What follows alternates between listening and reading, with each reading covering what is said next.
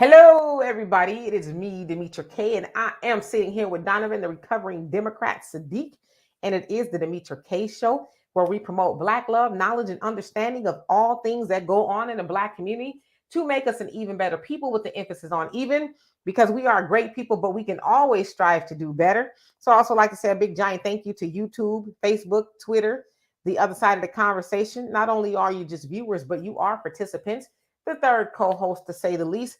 And now we have included a link that you can click on when we give you the prompt to do so, to come on and be heard. Now, all I ask is, if I don't know you're not a regular, please show me your face before I put you up on the big screen. If you do not want to be seen, then you can put your picture back up in its place. Now, also for the sake of time, I do ask, just like Donovan did, for the sake of time, if you could put your comment or commentary or question to a minimum. That way everyone else has a chance to come on and say their piece. And from now on, when I give this sign, the Black Power sign like that, if you're talking, please heed that sign so that I can jump in there, or, so somebody else can say something. So this is the sign for, okay, maybe I need to be quiet and I'm talking a little bit too much. But anyway. So basically the fist goes up, your mouth goes shut. Just like that. So anyway, today, who do we have on here? Rain Love, how you doing? Angelina, what's going on with you? And Jail, how are you? Black America, how you doing? And thank you so much. And Easy, how are you doing?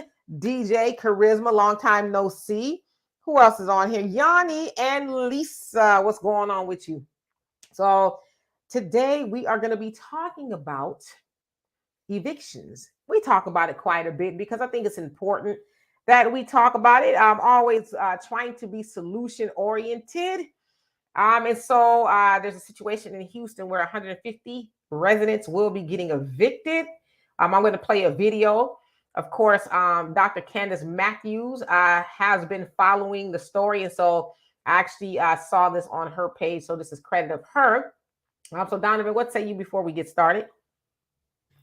Hey, I want to say that if it's Sunday, that means it's Demetra K. Welcome to the show, our co-host and everybody else. This is a very important topic because this topic is affecting one particular group in the United States specifically. Guess who? The group that's at the bottom of the economic scale in this country, Black people. So this is very important, and I think you guys need to share this on your post as well and get the message out. We're going to try to come up with some solutions with everything that's coming on. But before we do that, do us a favor. You guys see that little thing in the yellow that is scrolling at the very bottom? If you do so wish and like to support the channel, please feel free to donate as much as you like. But I think the casinos have a rule where they have to come up to you every so many hours when you're gambling and kind of tell you, have you had enough? So, it's kind of the same thing here. So, if you guys would like to donate, please do that to help push the channel and the algorithms together. Also share, like, and subscribe. And last thing always, if you don't want to donate, it is absolutely free to hit that like button. Please hit that like button because that also helps the algorithm go and get the message out and let YouTube and the social community know that people are interested in this topic. Let's get into it because we've been talking about this, Demetra, for what? I rang the alarm about Black women about a year ago, 2 years ago, before it actually started hitting. So here we are. So anyway, and in Black America, sorry that you have a toothache. I have kind of a toothache as well. My front tooth, it's really kind of like, it's moving. So it hurts. So I occasionally bump it on my top teeth. So, and thank you once again, Black America. Love and appreciate you for that. He said, Black women, keep it real. Lord have mercy. And JL, he says, it's my first time on your show. Well, welcome. We're going to have a lot of fun here. Only Pamela's Way, how you doing? And Brother Damon, how are you doing this fine afternoon? Thank you so much. And Angela, how are you? All right. So as I said, there's about 150 people facing eviction in Houston. It's, what was the name? South Lawn Palm Apartments. And I'm actually going to show you guys a video, and then we're going to come on back here. The Houston Housing Authority for it. Thank you for joining us tonight. I'm Daniela Guzman. And I'm Lisa Hernandez. Keith is off tonight. KPRC2's Devin Clark has been working the story and shows us how the situation unfolded. I cannot live like this. This woman who asked not to be identified is just hours away from being induced into labor, but she says she's unable to focus on the joy of bringing more life into the world. Right now, I'm trying to figure out what is really going on. I'm in debt right now. I'm about to have 6 kids. She is among 150 families who live at the South Long Palms apartment complex on Scott Street, no longer receiving rent subsidies from the Houston Housing Authority as of January, when it ended its contract with the property. Now, anyone unable to pay the market rent themselves will be evicted. We don't want to evict anyone, but our hands are tied. This employee with Eureka Management, which runs the complex, says they've been allowing subsidized residents to still only pay their portion of the rent. But after 4 months, they say they can't anymore. I need a place for me and my kids to live and stay. As for why the contract was terminated, the Houston Housing Authority sent a statement that partly reads, quote, "The ongoing level of habitability at South Lawn has continually failed the minimum standard set by the United States Department of Housing and Urban Development and has put our residents at risk," end quote. But the affected families' representatives say that they worked to correct any deficiencies before the contract ended and suspect different reasons. We believe that there's some sort of foul play here, or there's some sort of developmental thought processes that have been going on long before now, and that's why they're not renewing the contract. It really appears to me it's somebody that's behind a big desk who I'm about to throw the hammer of accountability on. The HHA response also states that voucher clients can continue to live here if their unit passes inspection, and if not, they say that they'll help them relocate. However, families advocates say that HHA officials are flat out lying. On Monday, they're holding a press conference here to call the HHA out and also discuss a next plan of action. Reporting in the Yellowstone community, Devin Clark, KPRC2 News.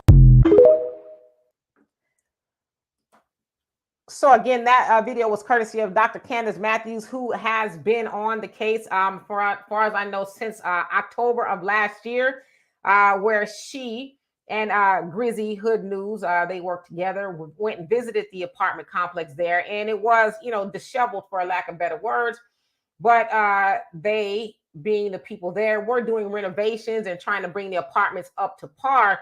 And now it sounds like it's sort of a surprise that the Houston Housing Authority, they are not going to be giving rent subsidies. Now, of course, you guys know rent subsidies is sort of like a Section 8, where the government pays a portion of the rent, and then the resident pays what's left over. So sounds like Houston Housing Authority is not willing to pay that anymore because they're saying that the apartment complex is still not up to par. But as Dr. Candace Matthews said there, she smells a rat, for lack of better words, like something esoteric is going on. Of course, Houston Housing Authority did say, well, they will try to relocate people, but also if their apartment is found to have passed inspection, they will continue paying the rent subsidies. And so basically that apartment complex, I'm just kind of refreshing, saying that they need to pay market price for the apartment. So I'm not quite sure what the rent is, but on average anywhere, rent is, I would say, probably $1,000 or more, depending on where you live. I mean, hell, in some places it's, into the 2000s.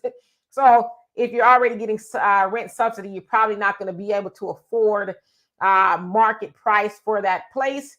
Now, I've seen some of those places and I'm like, well, how much do y'all want for rent? Because I can imagine that you would want too much for them, because I mean, it's just like some of them are really bad, right?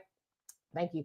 So, of course, one of the women who remained nameless, want to be anonymous, said that she's working on having her 6th child. So I don't know if she's had the child already, but that she's in debt and she cannot afford to move, does not know what she's going to do. And I'd imagine that's the situation of a lot of people there.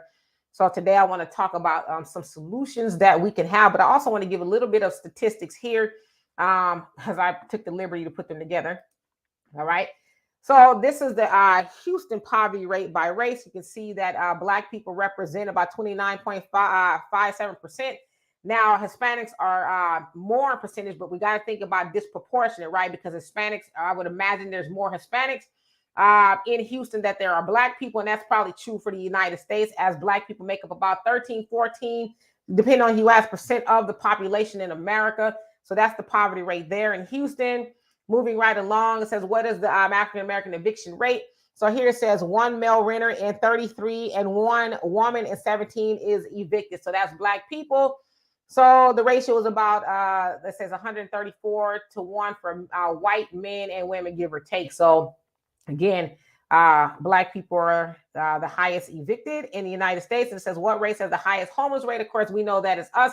We've talked about this plenty of times before. Even though we make up about 13% of the population, we are about 40% of the homeless population. And then they say indigenous people are, I think they might be a little bit more than us, or right around the same amount. All right, so the U.S. Poverty statistics is race. Blacks has the highest poverty rate at 19.5%. And then it goes on for everybody else. And I thought this was interesting. It says that white people are the most, landlord population, and Black people are about 8.6% of the landlord population, which means that's about the percentage of people who own property. So with all that being said, I'm going to get to you guys in just a second. Donovan, what say you? Well, the comments right now are hot. I love it. I love it. I love it. But first of all, I want to say I love Dr. Candace Matthews. I've known her for a couple of years now. I mean, very outspoken, very, go-getter, very outlandish. She's about her business. So again, one person can't change the world by themselves. I see Dr. Matthews and people like her in different areas going out there and advocating and doing all this. But the one element that is missing in all this advocacy is, where are the people? That's one of the biggest problems we have in our community. We always want somebody else to do the heavy lifting while we sit back and wait. We can't be doing that anymore, because that's not working. When you show up at a city council meeting and it's just two people hollering, screaming about a warehouse, it happened here in my city. You know what the developer did? He sent out white envelopes and was giving dinners. He had thousands of people show up to support his project. And guess what? He got what he wanted. But what was very troubling in that video is this. Winter has come. You guys remember that term. And it's not just for women. It's for Black people. Winter is here. Everywhere we go, we are under attack. We've been under attack before, but we are under attack from all sections, all at the same time. Accountability. The woman has 6 children. 6 children. And she sounded like a very young woman. Come on, we got to deal with that. Okay, and let's give the landlord a little bit of grace here. 4 months of subsidizing everybody. Yeah, not everybody could do that. There's a famous Black person that tried to subsidize everybody he knew and tried to help everybody. His name was MC Hammer. And then after he did all that for all those people, and I don't know the specifics of his situation, but there's a song that he said called Keep On. And in the song, he talks about how the very people he helped talk about him like he's a lowlife. And even though he took them everywhere and did all these things. But eventually, when you do that, you're going to go broke. Everybody knows that. The numbers don't matter. But just like the pandemic, a lot of people got a lot of money, and that money was supposed to be to pay their rent during the pandemic. When are we going to take responsibility for the decisions that we make? You took the money, whatever you did with it, and now you want somebody else to bail you out. Guess what? Winter is here. People are sick of it. People are tired of it. It's going to be what it's going to be. I'm not saying it's right. The bottom line is this. Accountability. We're here. This is it. We warned people a year or two ago that this was going to come down the pipe. When are we ever going to listen to people that are telling you what is happening? But if I was Joe Whiteman, oh yeah, he knows what he's talking about, whatever. Like good example, like Walter. Walter will say something financially. We spend our time tearing him down and finding flaws or whatever. winter is here, you guys. I mean, I don't know what else I can say. Winter is here because I raised the alarm about Black women specifically because you guys have the children that it was coming, and now here it is. The market dictates a certain price. I believe there's some nefarious stuff there too. But Black people, when are you going to get off your ass and realize Whitey ain't going to help you anymore? It's over. Yes, indeed. Thank you once again, Black America. You say Rip Kevin Samuels. Yes, indeed. And so, there is a lot going on there. I mean, I see quite a few people took issue with the woman with 6 children, or she's about to have 6 children if she didn't already. I don't know how old she is, but she sounds very, very, very young, or fairly young. I think that's what I'm trying to say. And I think we'd be remiss not to, ask the question, where are the fathers, or the father, if there is just one? She also said that she was in debt. And listen, I don't want to blame poor people, but I think it should be addressed. She did say that she was in debt. I guess it would make you wonder why you're having more children, right? As I said too, I've seen the inside of some of those apartments, and it's like, yikes. I don't know. It'd be kind of hard just for me to live there. I wouldn't be able to live there. That's just me, not passing judgment on anybody. But yeah, I think that question does need to be answered. Well, where are the people that helped you create these 6 little humans? You know what I mean? So I'm gonna continue on with the comments. Oh, I thought you had froze up, Donovan. Let's see. Kiki, I saw your comment. You basically said that Black men are just as evicted as Black women, and that is true. Because like she said, a lot of times it's just a woman on the lease. So it doesn't denote everybody on the lease. And sometimes that man is evicted as well. Let's see here. And only Pamela, you says, and I will still help those babies. It's not their fault, so I would help her. Yeah, it absolutely is not the fault of those children. But I think it does need to be asked, what's going on, ma'am? At some point in time, you got to stop having children that you cannot afford to take care of. And I don't know how many bedrooms those apartments go up to, but I don't know if do they have like 5 or 4 bedroom apartments there. I don't know. Maybe they do, but I think, yeah, some responsibility does need to go back on some of the people that are there. Kiki, you say this isn't Black women or Black men issue. It's this is a Black people issue. Absolutely. I totally agree with you. And Black Rain 303, how you doing? You say scamdemic. Okay. I know what you're talking about. And Jay, how are you? Says, hey, auntie. Demetri K. Yo, Donovan, missed you guys last week. Been all over the place, but I am here with you all this week. Love the video you did, Demetri, on the Megan situation. Megan. Which one? Which video was that? Because y'all know I do a whole bunch of videos. All right, so let's see.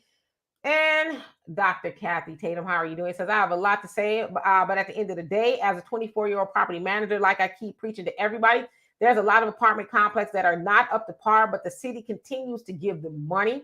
We as a culture must get better and financing, not needing these programs. But at any time, there's a difference between a whole property being Section 8 and not coming to do repairs.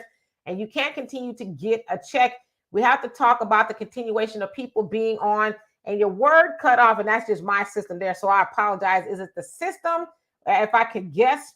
Yeah, I totally agree with you. They shouldn't keep getting money if the place is not up to par. But I think that kind of speaks a lot to, let's say, if it's predominantly us. Now, I know it's probably not all Black people that live there, but I think they're probably like, they being the authorities there. Well, if they like living there like that, we'll continue to pay for it. We won't enforce the landlords to do much upkeep on it.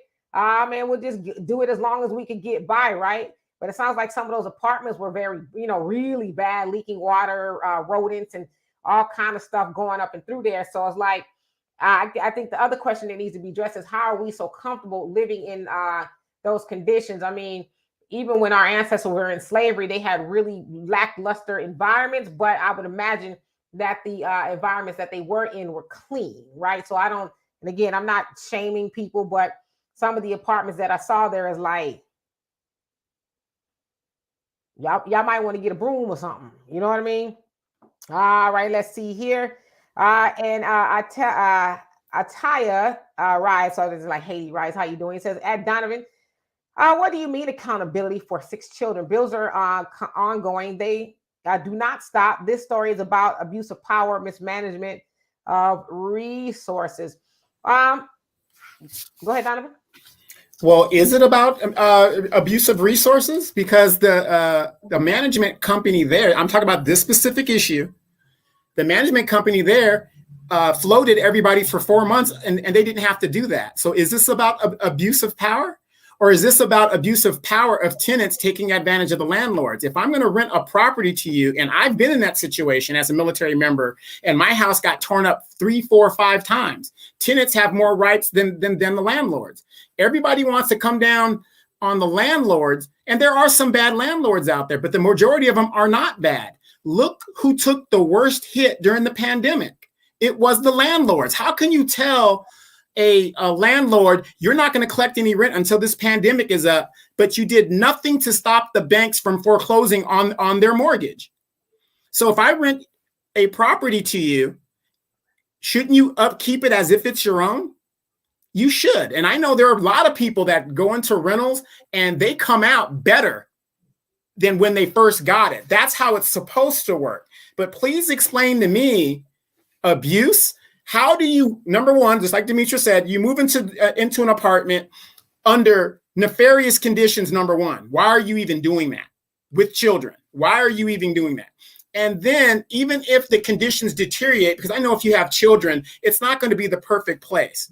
But you got holes punched in the walls, the doors are taken off the hinges, who knows what happened to the mirror in the bathroom, and you haven't called these things in. I mean, if we're talking about abuse, let's be real about this particular situation.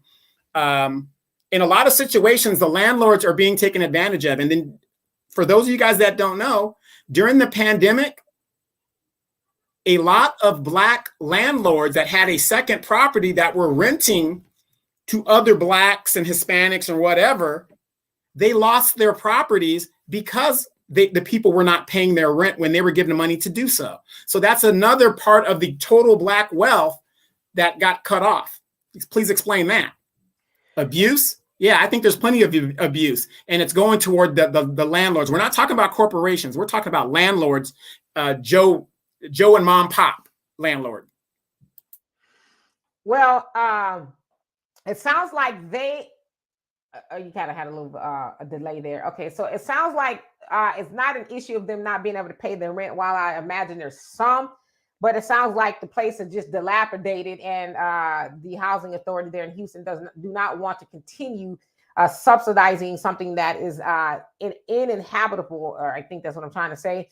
So I think it's more than that than anything. But I think we should also concede that there's a lot of places that are for rent that are not up to par. I mean, they're just not, regardless of what a tenant may or may not do. There's a lot of tenants who do take care of the property, and the property is not up to par. I mean, it's just a fact. And so while there are some people who may tear up the property, I don't think that's more the case than the place just not being up to par. I mean, if you see some of those places, it's like, you know, as a landlord, why wouldn't you be going and checking on your property more to see if everything's okay? Because we know that a lot of times, this is the truth. A lot of times, renters, if something goes wrong, they're kind of afraid to say something because it's like, oh my God, if I say the roof is leaking or windows, shade is broken or whatever, I tell the landlord, they might raise my rent on me. So I'll just ignore it, right? I mean, even like water leaks and things like that, they'll try to fix it themselves instead of telling the landlord because there's a real fear. Well, that's going to cost the landlord something. So they're going to find a way to raise my rent. So there's work to be done on both ends, I would imagine. So I'm going to get back to the comments. You guys, I'm going to open up the link right now. It's pinned on YouTube. Again, as I say, if I am not familiar with you, please show me your face before you come up, and then you can put your picture up. Also, when you see me give this signal, that means that I need to jump in there. Also, if you would, kind of keep your comments a little bit to a minimum so that when other people come up, we can allow them to talk as well. So you guys can click the link if you want to render your opinion. In the meantime, I'm going to jump back into the comment section unless Donovan has something to say. Yeah, and real quick, I'm getting frozen all over here, but we have an air show going on. And then let me ask you this, Demetra, who is the housing secretary right now? Marsha Fudge. And she's a what?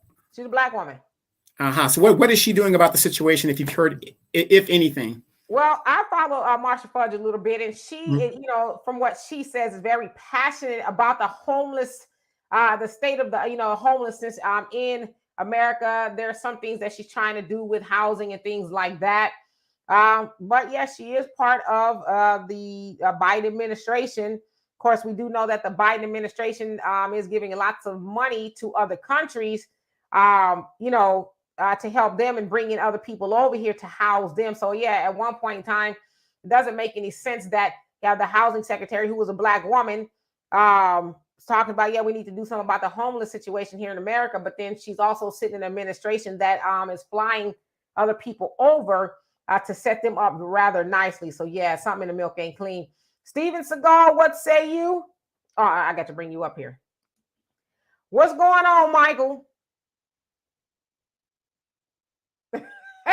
How you doing? I'm doing good. How are both of you guys doing? We're doing well. What's on your mind? Yeah, well, like I said, after watching that video, I actually knew about that video on the Philip Scott African Diaspora News channel where he interviewed Dr. Candace Matthews. Mm-hmm.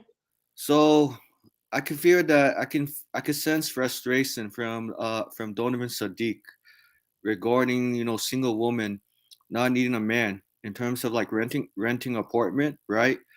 And I'll say this, and I understand your point of view as well, Demetra, because I know, Demetra, you tend to look at it from a holistic point of view, big picture. And I think it's very important we need to consider the big picture, because not all black women are like that, renting, right, or creating mess. I would say a good majority of them are responsible renters. Are there some who don't take responsibility? Yes, but you look at the majority, and I think we have to take this into consideration. The policies that were put in place in the last 30, 50 years with the housing deregulation, gentrification. And this all started under Reagan, Bush Sr., Bill Clinton, George W. Bush Jr., Obama, Trump, and now Joe Biden. It's a cycle. So you really think about it, both parties contribute to the housing crisis. So by having housing vouchers but not delegating responsibilities or regulations, it is to me it is a danger, saying that by having renters rent homes to having landlords renting homes to tenants is okay.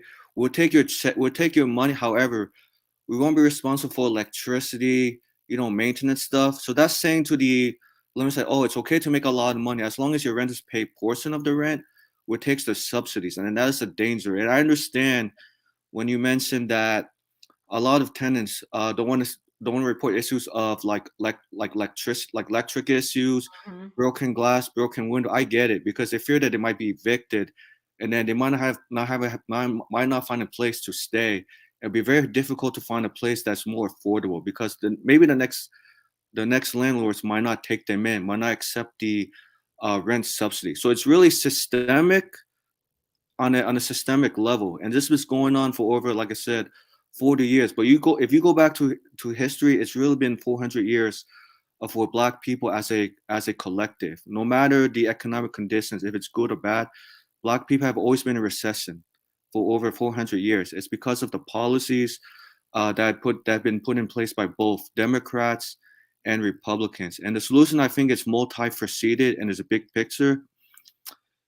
Rent cannot exceed 60% of people's income, especially Black Americans. So if the landlords are going to receive the subsidies, they must follow the following conditions.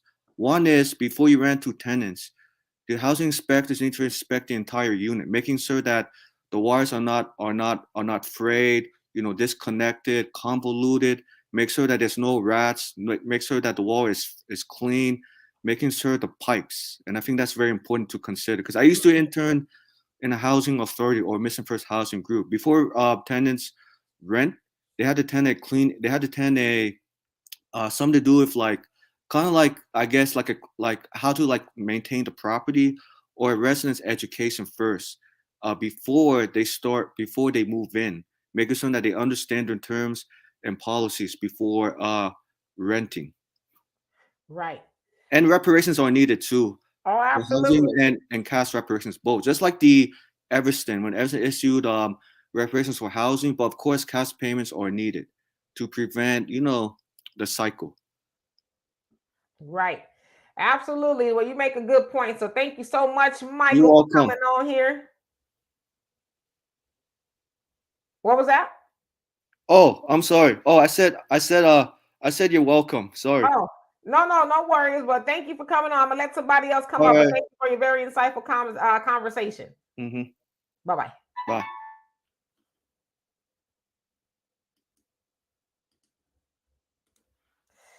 All right. So the link is open. Somebody else wants to come on up. And Rain says, I have neighbors that let the apartments repairs get out of hand so they don't have to pay rent. It's like, yeah, but it's like, why do that? I mean, I wouldn't want to live uncomfortably for nothing. It's like, just, pay the rent, do what you can, right, to pay the rent. But yeah, that's kind of crazy. And Rhonda, how you doing? It says, Marsha Fudge is my former congresswoman, and she was useless. Yeah, sounds like a lot of them there, especially in Washington, are useless. I mean, she talks a good game. She sounds like she's very passionate about the homelessness, or as they say, unhoused situation. But it's like, can't be too passionate about it if you watch Joe Biden sign checks to other people, right? So, and Floor, I'm gonna say this right, Flournoy. I hope I said that right. How you doing? Says I'm late, but where is Sheila Jackson Lee? I'm sure she's lurking around somewhere, but there's business as usual. There's a lot of things that I guess Sheila Jackson Lee could address, but she doesn't. She's also running for the mayor of Houston because Sylvester Turner's term is up. So there's that. And Kathy, you say, yes, there are down payment programs. As a realtor, I've used $5,000 from housing and $30,000 from the city to move into new home, but so many won't even save money or do the program because of the area you have to buy a home. So where is that area? If you don't mind me asking. But yeah, there are a lot of programs out there. And Natalia says they are not going to allow them to do anything about affordable housing. Most people believe housing is a commodity. Welcome to the third world country, high-minded. Yeah, and we also say too that rent, mortgage, most people pay more than half of their annual income in rent or mortgage. So that's quite a bit. Didn't used to be that way, or maybe it did, but things are just so out of control now. And the Prince of Paraphernalia, how you doing? It says my grandfather had an Asian tenant, and she was she was nasty as hell. Yeah, because we get under this impression for what, and we know where the impression comes from, that black people nasty, we tear up everything, and that's not true. That's not true. It's not just us. We know who taught them how to be clean, right? I mean, we still in 2023, and a lot of them still ain't washing their legs. They don't even feel like necessary or taking baths every day. So, you know what I mean? Yeah, this whole thing's a complicated issue, but here's how it used to be, real quick. In our parents' generation, for your housing, you would only spend 25% of your check. And how you would know if you can afford a home is if you would spend 25% of your check toward the payment of your mortgage. If you can take 25% of your check to pay what the mortgage costs, that house isn't for you. But we've been swayed by the prosperity preachers at no cost of whatever. I was recently in court trying to get my attorney fees from a lady that is Mrs. Highball. She's Dr. This and she's all that, big loudmouth lady out here, Sororo, all that other stuff, right? I called Demetra when I couldn't believe this. This woman walks into this. You had to do, well, we didn't have to do it, but I did a, what do you call that, Demetra? Assets form where you just list everything on all your expenses and stuff. She didn't do that. But at the court date, she lists that she had an $800 car payment. She lives in a $750,000 house, so on, so forth. And she came in there, weave not on straight, busted, no makeup on. I mean, she tried to sell this to the judge, and the judge kept catching her in thing after thing after thing. Now, here's my point. Here's a lady that's basically trying to say she doesn't have any money. We caught her saying that she had to take some money to renovate property that she did not disclose, that we knew. She had to get this property, she had to take money to renovate the property. All of this stuff, all of these expenses that she supposedly can't pay, but she can't pay me my attorney fees. We have come into a thing of expend as more than whatever you could make and afford. And then that puts us in a situation to where we get behind in our rent, we get behind in our child support, we get behind because we're living a life that we cannot sustain. And people do not want to accept that fact because you are told constantly, oh, you could have that. You can have that. Oh, you can lease a car. You're going to pay thousands of dollars on a car you will never own. And people think that's normal. Yes, indeed. And I saw Oliver. I think it was Oliver that was on here. I just needed to see your face before I brought you up, but you clicked off. So if you're still out there, you want to come on, I just need to see your face. And also, as I said, when I give the signal, that means that we need to jump in there. So yeah, and you say, I know people in Cabrini Green. I knew people because it's not there anymore. I knew people in Cabrini Green in Chicago. And you could eat off their floors. Of course, there are sloppy people, but they're the exception, not the rule. Absolutely, there's a lot of people who are very clean, And Kid Grebo, how you doing? It says banks printing money out of thin air cause severe inflation. So, yeah, there's a lot of things going on. But like Michael was saying, a lot of that is systemic and institutional racism. But, y'all might get mad at me. And I don't mean to be offensive, but we know that there's systemic and institutional racism out there. But what's making you have 6 children you can't afford to take care of? You know what I mean? And on the flip side of that, what's making a man go off in a woman and plant his seed? And I don't know, they might have the same father, but if they don't, plant a seed in a woman who is struggling financially, and clearly he's struggling financially because she is there. And I don't know, there might be a man there. I don't know. So, but yeah, some of that has to be personal accountability. We got to, stop putting ourselves deeper and deeper in to the hole, because when I had my first apartment on my own, with my daughter and I, it's now a great part of town. They done gentrified it, but it was downtown. And it was like $325 a month for a 1-bedroom. It was cute, it was cute. And one day I was waking up and I just happened to turn and I saw a rat running through my hallway, jumping through. It's like old school building, right? Like built in the 1920s.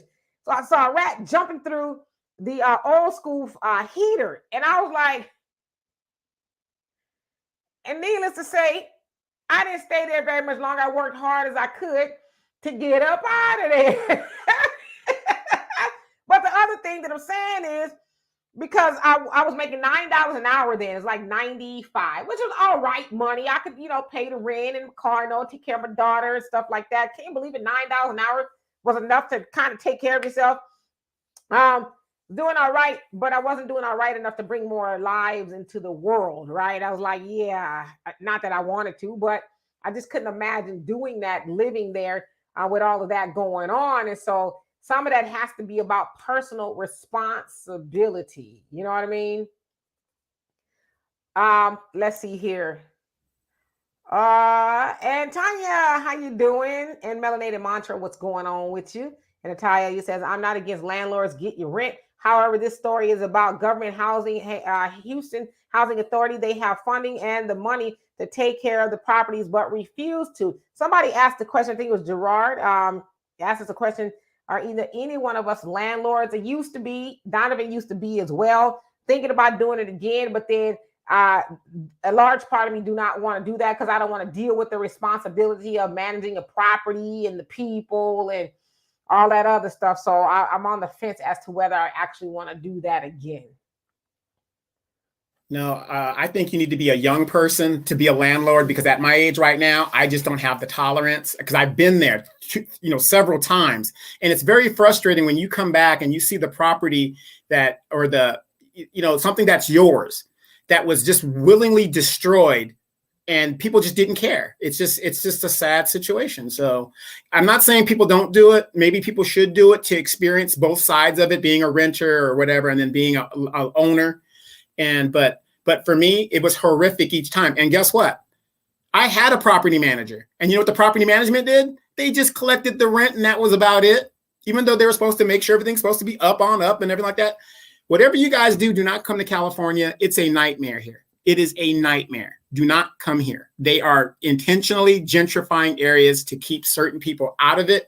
If you do not have the money, do not come here. Yes, indeed. And Gerard Parker, how you doing? He says, basically, are those apartments for rent at market rate? They said that they are. So they're saying if the people want to stay there, then they do have to pay market rate. Forgive me, I don't know what it is. Maybe I'll look it up in just a few. It's the, what's it called?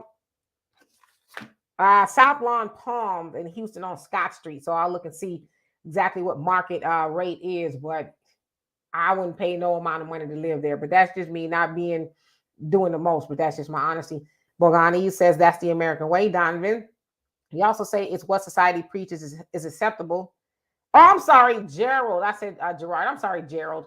I got you. Arson, how you doing? He says, hey, my favorite people, how are you? I get in here there, but being late as usual. I'm not sure what the situation is. However, I am a landlord and tenants aren't easy. Many are sloppy and careless. So yeah, it's a lot of work. For me, I like to justify the amount of money I'm going to be making with how much time I'd have to put in. And a lot of landlords, unless you got the property dirt cheap or you own it outright, you're not really making that much money. I would imagine maybe making a couple of $100 over the mortgage you have to pay for it, depending on when you bought it. But for me, I'm like, a couple $100 ain't enough for me to be putting up with people calling me in the middle of the night. Oh, this and that, blah, blah. Nah, I'll find another way to make. And I get it. It's, nice to have a piece of the American dream and all that. But if the American dream is going to be American nightmare, I think I'm going to pass on that. That's just me personally. And let's see here. Just skipping down a little bit. DJ Charisma, you say, I'll be a landlord soon, fortunately. And unfortunately, I'm 25, soon to be 26. So yeah, so you're the right age bracket. I think you got the energy and the stamina and all that to deal with it. But I'm 52 years old and I'm like, waking up sometimes having to just deal with myself is a lot. But congratulations for you. I think that we should be more landowners, if you will, or real estate property owners, as I said in the beginning. About 8.6% of landlords in America are only Black. So yeah, we have room to grow. But of course, we know there's a lot more involved with that. Ataya says, Demetra, okay, she has 6 children. I get that. People in the now view it as foolish if you can't take care of them. Yeah, if you can't take care of them, I get it. Yeah, I've had relations a time or two in my life, and it's incredible depending on who you with, right? But it was never that incredible to the point of me having children that I could not take care of. And so I think, and I'm not saying this about you at all, I'm just saying, when we don't want to have that conversation because we don't want to offend people, it's like, no, some people need a proverbial punch in the face. You know what I mean? Like, stop having children you can't afford. Stop laying down with men that's not going to help you take care of these children. Because it's like, like I said, I might get myself in trouble. I'm going to try to keep my mouth closed as much as possible. But I do get tired of seeing sisters talk about, woe is me, how bad it is. And you can't, who's going to help you take care of your children. But it's like, was you asking that lackluster buster that you laid down with? Listen, we get in this bed and we create a human.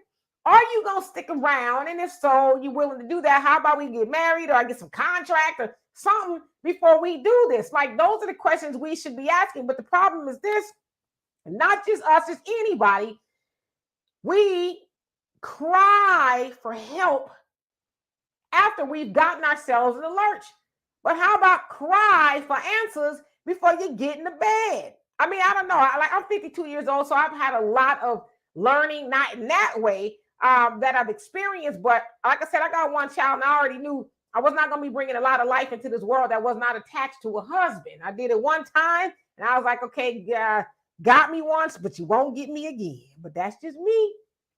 Rhonda says, I wouldn't do it again because I lost too much with tenants who wouldn't pay their rent. Yeah, and that's the other thing. A lot of people buying properties, they don't have a king's ransom. Most people don't, sitting up there in case the tenants don't pay the rent.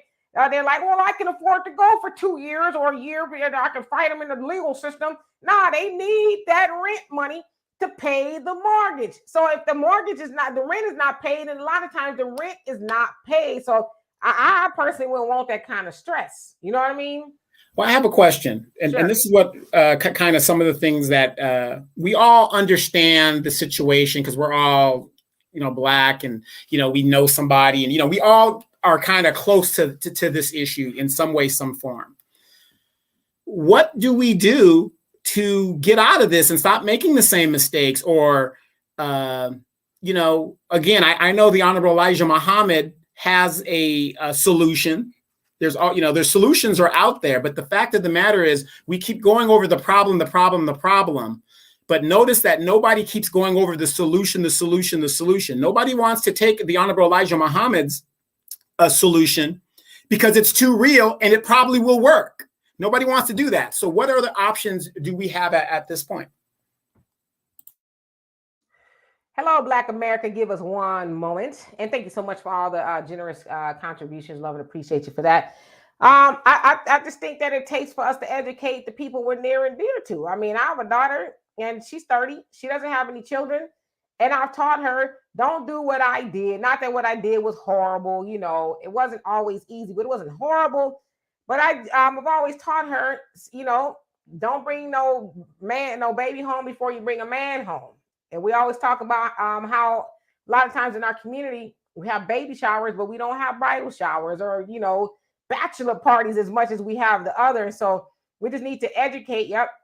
We just need to educate each other educate our children about being proper, right? Settle down to a good choice, as they say in the nation. Don't just be willy-nilly with it. And we can avoid a lot of these problems. So Black America, and how you doing? Black America, what say you? All right. Hello. How's everybody today? Can you hear me? We're doing well. How about yourself? I'm fine. All right. So I'm like Donovan. I'm cruising the chat, going back and forth with people and kind of laughing. I have a problem because I don't think you women. Let me ask you, Demetri, do you think that the men are held at all responsible for the things that they do when they make a baby with these women? I would say yes, they are held responsible by the child support system. But there's a lot of cases. I mean, I would say on the surface, yes, they are held responsible. Yes. Okay, so if the men are then being held responsible and are accountable, then why do we keep saying, where's the fathers when these women keep on spitting out children like puppies? Well, they keep having them. Well, so I think it's fair to say that all three of us up here have taken some sort of a science class, right? Biology. I sucked at biology. I did. I was terrible. I don't know how I passed biology, but somewhere in between, I'm gonna put you on me a little bit, Black America.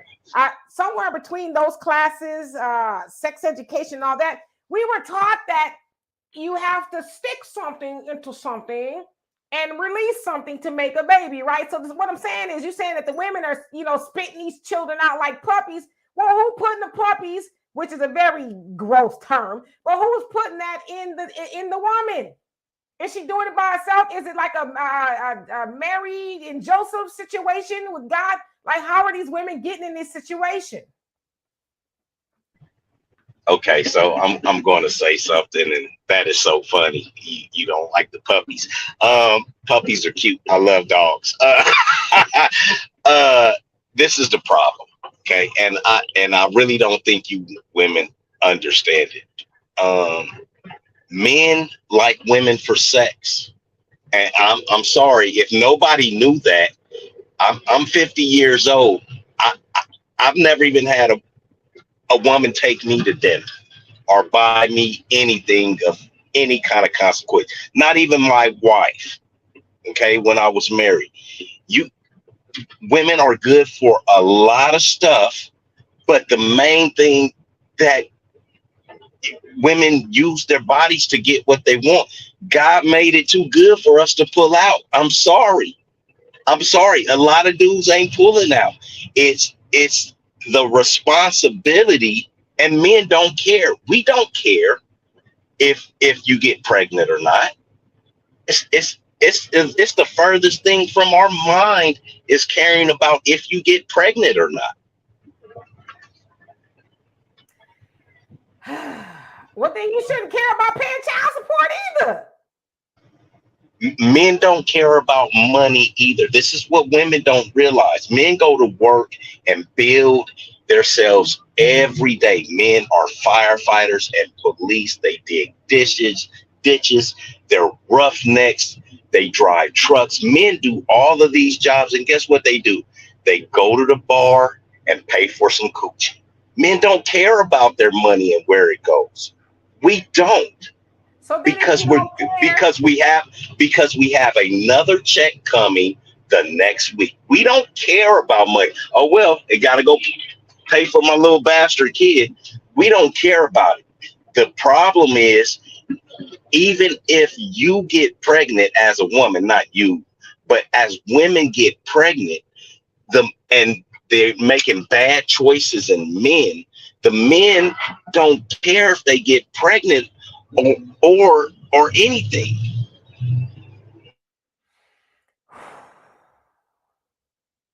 Bruh. I mean, I'm just trying to, you don't care about if you get the women pregnant. You don't care about the money. Then what is this big debate on the internet about paying child support? Just pay it then. Because if you say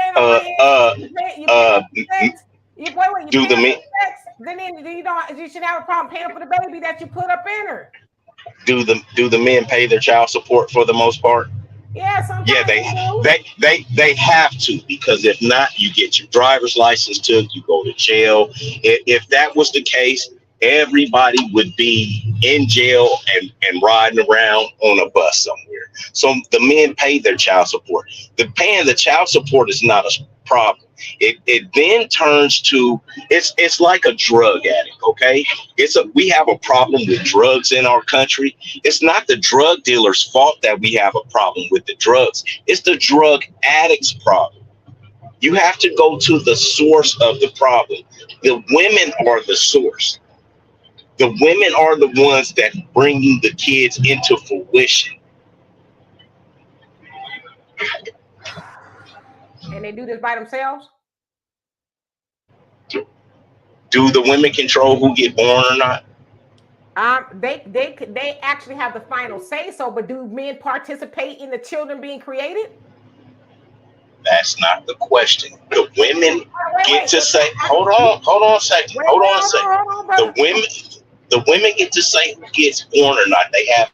And so if they have the final choice, no, you don't. If I got you pregnant today, say we were years ago, and we got pregnant today, you and I said I wanted you to get rid of it, and you said, well, I want to keep it. I can't tell you what to do with your body. I can't. And so this young lady who has 6 kids, it's a lot of them running around here. I know plenty of them with the work that I do out on the streets. There's plenty of women with 4 and 5 kids and got 3 and 4 baby daddies on child support. You know how much money they're garnering that they can take down to the cannabis shop and go shopping and things like that. They don't have to work, and then they're being subsidized like the rest of these other women down there, and they're being subsidized on their rent, so they don't have to do anything. They don't have to be held accountable in any shape, form, or fashion. Well, let's say all that is true. They don't have to be held accountable. Why are y'all laying down with women like that? See, because I hear what you're saying. Coochie. Coochie. All right, so then shut the hell up about it then. If that is your driving force, hold on, because I let you have a dialogue. if that is your driving force is sex with a woman, and you don't care about nothing else, then why are we yammering on about the child support system and how women are this, that, and the other, and they have the choice? Nah, brother, you have the choice to say no when you lay down with her and stuck your stuff up in her raw. So I hear this nonsense on the internet. Well, you know, woman, it's her that brings you the decision to have life, but you also have a decision not to help her bring life into this world. So as I said, and I'm going to say it again, shut your asses up about what women are doing if you are helping them do it. It's just that simple. But to try to blame women just for that, I mean, she didn't no baby come up out the sky and jump in her stomach. Okay, let me put it to you a different way. So let's say that there was absolutely zero support from women if and when they had a child, right? And the absolutely only support that you could have either is to give that child to the man or not have the child. Do you, or they would be out on the streets. What do you think more of these women would do? You know what? I'm going to say, let's say everything you're saying is 100% correct. Y'all, because I'm going to just, okay, I'm going to do some deductive reasoning here. Either men are very stupid, or, I mean, I'm just saying, you know, or you really don't care because y'all got all this wisdom on the internet about women this, women that, women this, women that. There's like 552 million men on the internet as I'm speaking right now telling women what to do to be, how to be a woman and what not to do to be all this other stuff. Y'all that goddamn smart, and y'all not smart enough to say, okay, most of these women running around here trying to get a bag on a dude ain't gonna be held accountable. She gonna get free housing, food stamps, money, and all this other stuff while the man is held responsible, and you ain't got the sense God gave a cricket to keep your zipper up, brother. No, it's the way God made us.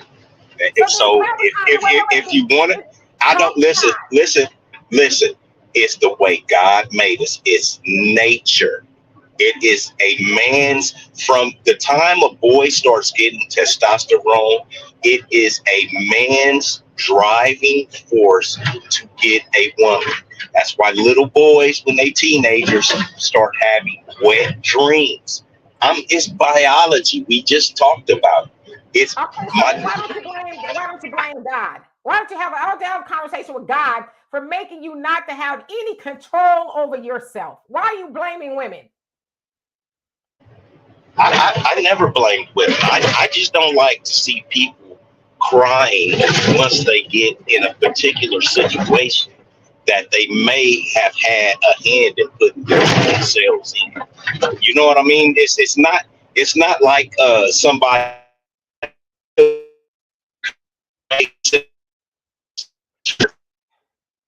I think the ancestors said otherwise. Even if okay, go ahead. It's not like 6 different guys or 5 different guys came and took advantage of her 6 different ways to Sunday. She had 6 children. I mean, you have to look at the pattern of what they're doing. Have you ever heard the habitual criminal law? I've heard a little bit about it. Okay, so I had a homeboy, Kerry, right? And he was a dope fiend on crack when we were young. So he got out of prison again. He already had 2 strikes. He went into a store and stole a 6-pack of can. It was some kind of beer or something like that. They gave him 36 years for a habitual criminal, okay? Because he had a pattern of petty theft and criminal activity, all while he was using and abusing. So they gave him 36 years. They walked him all the way out, gave him the dog chain and the leash. That's because he had a pattern. This young lady and young ladies like her, they have a pattern. My thing is cut off the supply. If you cut off all of the drug addicts, then you no longer have dope dealers going to prison for selling dope. In Black America, how many children do you have again? 16.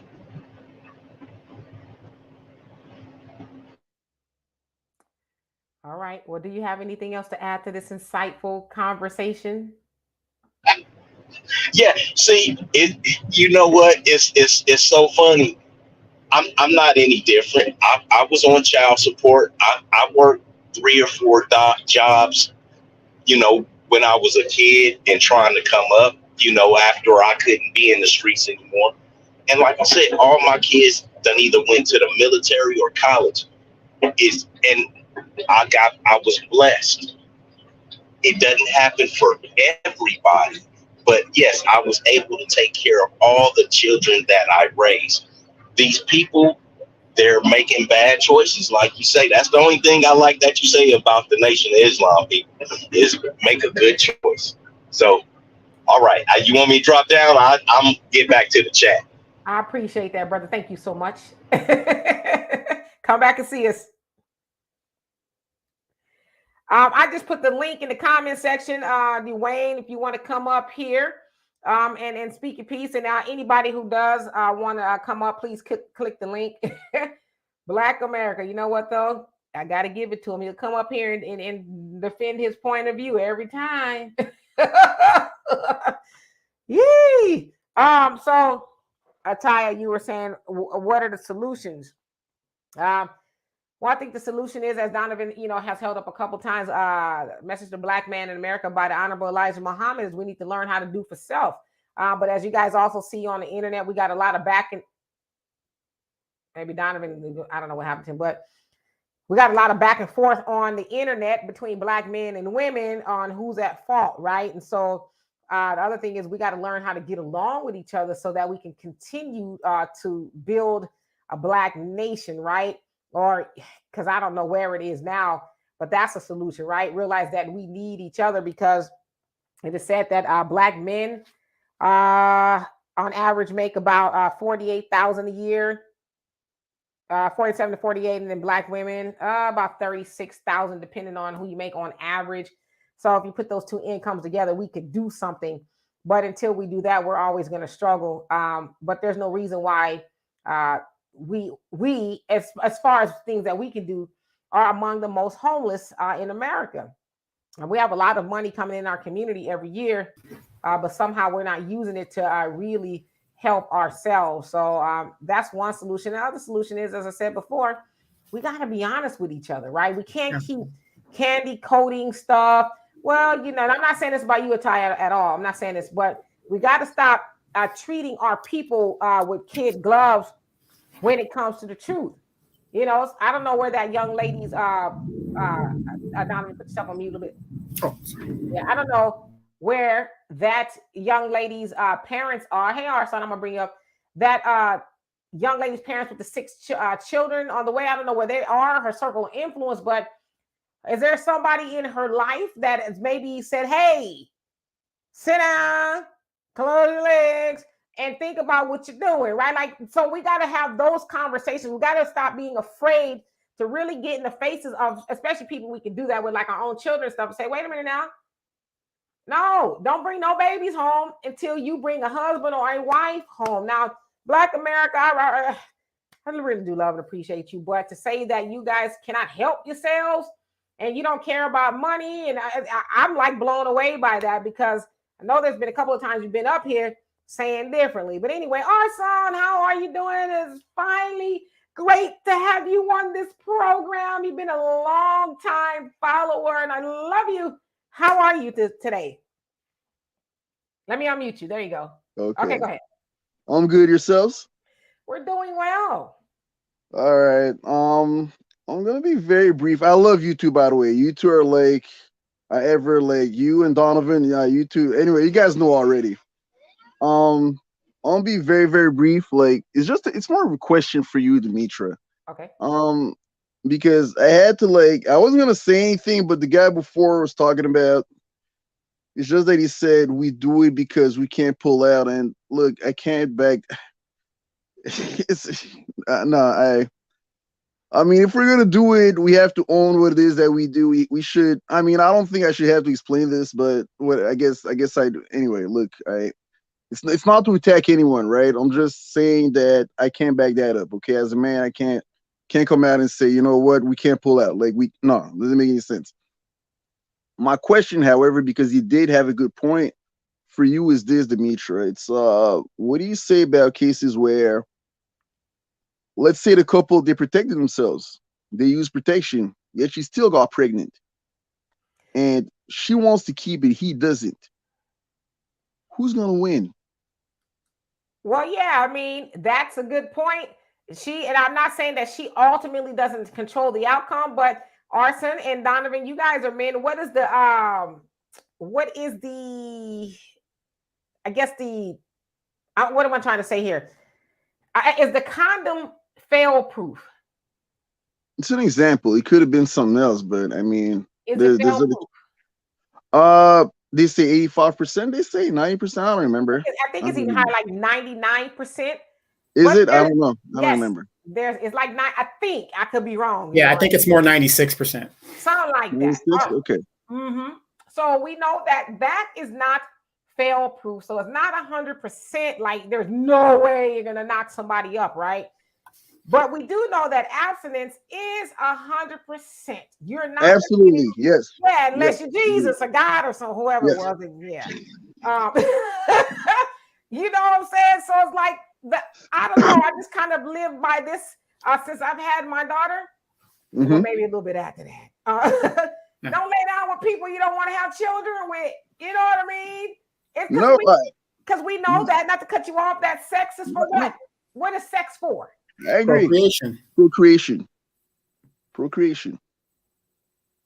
Oh, well, ultimately. No, I agree with you.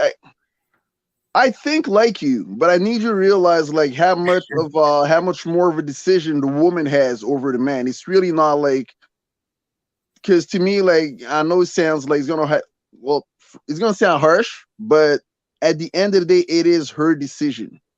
At the end of the day, that's what he participated, yes, and I believe he should be held responsible. Like, because why would I go sleep with somebody I wouldn't like imagine having myself, like, you know, a kid with and stuff like that? So I see that, but I also know that if I wanted to have the baby and she didn't, she wouldn't have it.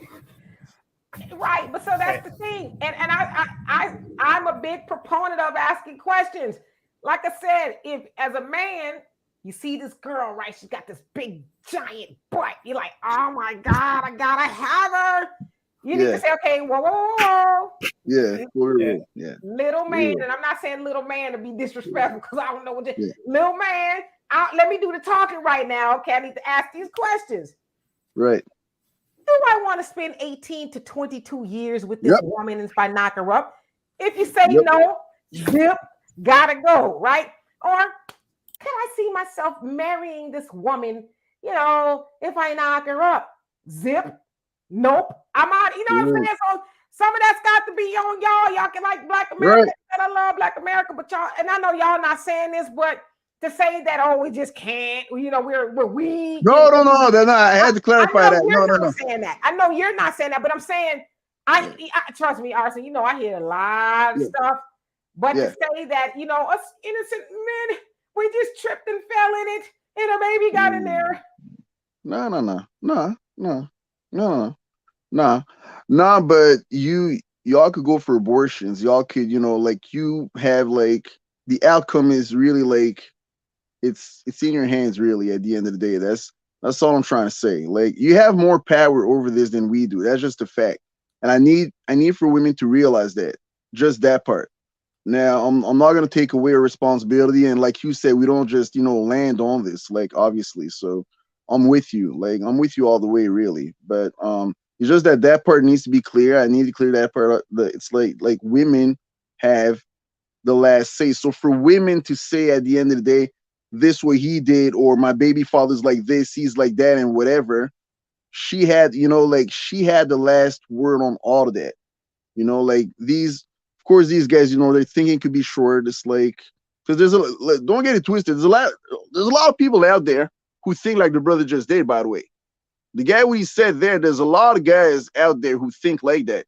I don't think like that, but a lot of them are going to use that as an excuse to, you know, as to why they got so many kids and stuff like that. I just can't do it personally, but anyway, whatever, it is what it is. But thank you, the two of you. Thank you so much for coming on here. Love you. No problem. Take care, guys. Bye-bye. Bye. And AO30s, I hope I'm saying this right. Thank you so much for the very generous donation. Said this dude referring to babies as puppies and being condescending to Black women doesn't represent Black men. Black women in the U.S. carry more weight than other women combined. The disregard of Black women is infuriating. And I totally agree with you. But don't worry. That's what I'm here for. I'm here to question, and then make sure that some of this stuff makes sense. But, the other thing is, too, as Brother Arson was saying, we as women do have the choice whether we want to abort or not. Did y'all ask that woman, listen, big booty Susie, if I knock you up, how do you feel about the deletion of babies? Oh, if I get you pregnant, you ain't going to want to do it? Then zip and go out the door. You know what I'm saying? So, and I'm being facetious, obviously, like, oops, I just fell into it and then something came out of it. That's kind of what I'm hearing and I'm not saying this about arson or necessarily Black America, but it's like some of this is on y'all too. You know what I mean? Nobody took it from you, I don't think. And none of that, even though Donovan would disagree with it being taken from him. But all right, so let's see here. Moving down, and Gerard says the solution is getting tubes tied and vasectomies if you can't afford more kids. And even with that, that's not 100% fail proof in that it cannot happen, because a lot of people have had the tubes tied and vasectomies are like, oh my God, we're going to be parents again, right? So if you don't want to be with that person to raise children, just say, I'm good. Well, you guys are talking about the physical of it, the this, that. You don't even have to have sex with the woman and you can still be rated the father. I mean, this is how things are slated against men. That's what, let's just be real about it. Let's just be real. Like I said, I'm with Arson, what he's saying. A lot of the responsibility lies with the woman in regards to what happens to this child and what's going to happen with this child. You got a lot of men that are found not to be the fathers biologically of these children, but are still obligated to financially support these kids. And I'm not saying it's a lot, like a big mass, but we know that that's an issue as well. DNA can get you off of death row, but it can't get you off child support. So when are we going to change the law? So basically a woman could make an allegation against a man. And it happened in the military a lot where these guys were deployed, especially during wartime, during Afghanistan. There were a lot of dudes being accused of being fathers. And because of the way the state's laws are written, you have 30 days to contest it or something, depending on what the state is. And I saw a whole bunch of troops get adjudicated the father, and then there's no way they can get out. I mean, now that, it takes a lot of money and resources to get out of it in some cases, but in some cases, it will never happen. So having a condom, being responsible, doing all of this stuff, a man can still be in a trick bag to be on the hook to pay child support. Yeah, I mean, just don't do it, right? That's the safest way, is just stop doing it. Stop letting 2 minutes of fun get you caught up. You know what I mean? Because that's what it is a lot of times. Just 2 minutes.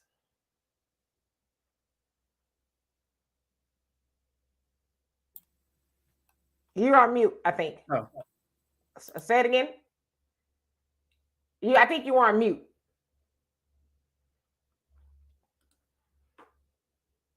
You must still be on mute.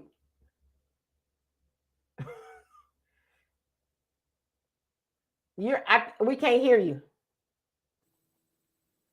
Okay, you can hear me now. There you go. There you go. All right. In some cases, the guys have never even touched these women, but because he's a better choice of a father, a lot of women are naming these guys in these paternity suits, knowing that the guys are not aware of it, and they're going to be caught up in it anyway, and then they're on the hook forever. So men just can't win in this society, in this system. It's just how it is. But what we need to be talking about is the solutions to this housing crisis. Maybe we should start paying our rent when we get the money to do that. And I know there's situations, and a lot of people in the comments are saying, oh, Donovan, I get all that. But again, I always preface what my situation is. Everything to me is black and white. women don't do this now. I'll say this. I know a lot of women during the Vietnam era where their husbands were overseas fighting and doing all this other stuff. There was no child care. These women were getting jobs and raising kids at the same time, and there was no outside child care or subsidies. If they can do it, I have no doubt the modern woman or the women today can do it too. So, you know, we got to stop depending on Uncle Sugar that's going to help and support us. The answer is right here. This is one of the only things that has not been tried. And for some reason, we will not gamble on ourselves to handle our own situations and house ourselves and be more responsible for ourselves. I ain't going to let no white guy tell me where I can live, how I can live, who I could bring in the house, the movie Claudine and all that other stuff. We got to start betting on ourselves. That's the solution. Absolutely. And thank you, Brother Easy, for the donation. Love and appreciate you for that. I don't know if Donovan is still speaking, but he's kind of... Oh, okay, so I don't know if you were still speaking. I didn't mean to cut you off. You kind of froze up. But we heard what you said all the way through, though. Mm-hmm. Okay. Yeah, I mean, y'all can click the link if y'all want to come on here and be heard. Sister Kiki on Facebook says, okay, then leave Black women alone about their abortion rates. Black men are out here harassing sisters about that as well, but y'all proving what many of us healthcare already know. A lot of these Black abortions are being initiated by Black men, so we thank you all for your cooperation. Ooh, Lord. See your Tanya, you say what he means by we can have abortions. That should never be a form of birth control. So sad for him to say that. Yeah, I totally agree. I mean, we know that the Black population is hindered by that greatly, disproportionately more than anybody else. So I think the best solution is not to do it with somebody you don't want to procreate with. And I'm not sitting up here as I'm perfect, like, oh no, I did it, right? I at least did it once. I got a 30-year-old daughter, so I'm not coming from on a perch like you heathens down there making babies with people you're not married to. But in hindsight, that's the better way, right? Because I would imagine you're more than likely to stay with somebody. If you're married to them, you have a kid, right? You probably think about the consequences. And I hate to say it, there's a lot of consequences to divorce. If you stay together, right? If you have some things to lose, or just try to figure it out, right? Donovan, did you gonna say something? Oh, okay. Yeah, there you go. Okay, so let's see here. Moving right along. And I see y'all comment, but I want to skip down because I know I'm behind. Gerald, he said, women know when they are at risk for pregnancy. If your man doesn't know, educate him. Well, I mean, you're at risk for pregnancy as long as you are fertile. Let me put you on mute there. You're at risk for pregnancy as long as you're fertile, right? A lot of times people say, though, you can't get pregnant if this happens, or if you got this going on and that going on. I even heard that you couldn't even get pregnant if you have sex in water. Imagine how many water babies are running around the planet, you know? So it's like, as long as she's fertile, there's an opportunity for a woman to get pregnant. So yeah, I think everybody should be educated about the pregnancy process, if you will. But don't do it if you ain't trying to have no baby under any circumstances, right? Babies are a lot of work. H. McDaniels, how you doing? Says this topic went from all the people getting evicted to women having a lot of babies, pretty much. But I'm gonna steer it back. And you guys, please click the link if you want to render some solutions as to what we can do. Because it's happening not just in Houston, it's happening all over America. Black people are about 40% of the homeless population already, and the most evicted. So there needs to be a solution. Right now, we got the Democrats in the White House and in control of the is it the Senate? Yeah, control of the Senate. So they have a lot of power, things they can do. But right now, we're watching them write a lot of checks to a lot of other countries to bring their people over here. That's on a government standpoint. But from our own standpoint, what can we be doing? I think we really need to have a stern conversation with our people. Say, hey, knock it off. You know, another thing is, too, in our community, and probably a lot of other communities, but I'm speaking about our own, what happened to the shame? What happened to the shame of, you know, people who are unwed, men or women? Let me put you on mute, Donovan. Men or women bringing home children out of wedlock. What happened to them? I'm not saying shame like I used to do back in the church, you know, kick you out or send you to live with your auntie in another state or something like that. But I'm saying in general, like, nah, we're not going for that here in this house. We are getting up out of here, getting married before we bring babies into the world. Like, what happened to those things, right? We got to stop being afraid to have those conversations and let our children know you're not going to be bringing a whole house full of babies up in here. And no, grandmama ain't going to be mama where I'm watching the children while you out there bringing home more. That's not how it's going down, right? So we can start with that. All right, let's see here. And Miss Sweets Talk, how are you doing? It says there are no conversations being held until after. Yeah, until like, oops. You know what I mean? And Marshawn, says, Miss D, you were spot on. And you did good. I love how you were getting mad with class and respect. I try not to get mad, but I try to like bring some common sense to things, especially when it's like, okay. Black America, thank you again for the donation. You must have hit the jackpot there in Las Vegas. What's really going on? You say, carry more weight is right. Why did I even put that up there? Lord have mercy. All right, let me skip on down. Byron, you saying, we know that this conversation doesn't happen. Many people live in the moment. Yeah, we got to stop living in the moment, right? Neely Fuller Jr. talked about that. We do. We live in the moment. We don't really think about tomorrow. Or any of that kind of stuff. He always says we're always celebrating for no reason in the world. We're just, having a good time. And, I know sex feels amazing depending on who you're with, right? But at some point in time, we have to put those feelings to the side and say, okay, if we do this, what will be the aftermath if, it's not just we lay down for a couple of minutes and then we got up and went on with our lives. What if I end up pregnant or, somebody come up with something they can't get rid of or, any of that other stuff? We need to start asking those questions, I would think. Black America said, we having fun today. And Metamorphosis 2025, how you doing? You say, just sign on the dotted line. And I'm sorry, I'm behind a little bit in these comments, so I'm going to catch up a little bit. Miss Sweet Talk says, be grown-ups and discuss what you want and stick with it. Pros and cons, sex isn't important until child support is on the table. Exactly. Everybody got regrets then, right? And as I always said, more than on average, a person receiving child support, it's peanuts. And I'm not trying to be disrespectful, but in comparison to what they have to pay, you know what I mean? Rent, car, food, and clothing, and all that is kind of a drop in the bucket. So yeah, those discussions definitely need to be had. Let's see here. Arson says, thank you. I don't want to say all, but the podcaster Melanie King once said that it was over 30% of the fathers out there who'd been duped into fatherhood, taking care of another. Yeah, and that happens. Women lie and say, oh, you are the pappy and you're not the pappy. And that's wrong. I want to say flat out, that's wrong. That should not be the case. Planting a baby on somebody does not belong to. And that happens sometimes in marriages too. Women get out there and they get to creeping and they get pregnant by another guy and then they end up saying that it belongs to the husband. So I'm not going to make excuses for that. Yeah, only Pamela's way, about 2 minutes of fun. PD Chicago, he says, be more selective or be locked down, period, right? Yeah, Lisa, 2 minutes. Y'all know I ain't lying. There'll be a lot of cap out there. Black America says, I'm not getting cut. Heck no. My plumbing stays to the way God made it.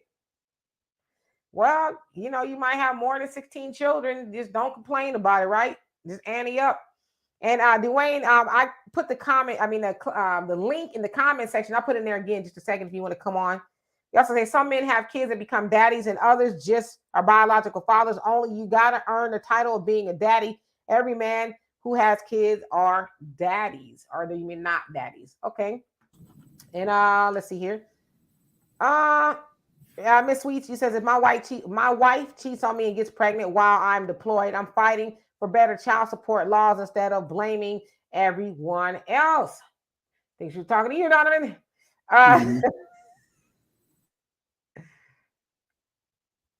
Is you gonna say something?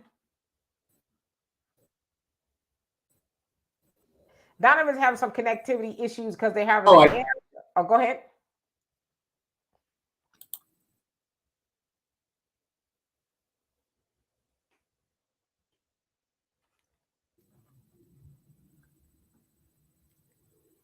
Or you don't want to say anything? Yeah, no, I do, but go ahead. I can hear you. We can hear you fine. It's just that it kind of frees up a little bit. And now you're on mute.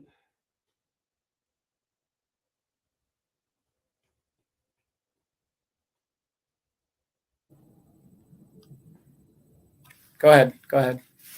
Now we can hear you. We can hear you fine. It's just that sometimes you freeze up, but we can hear you fine. Can you hear me now? Yes. Okay.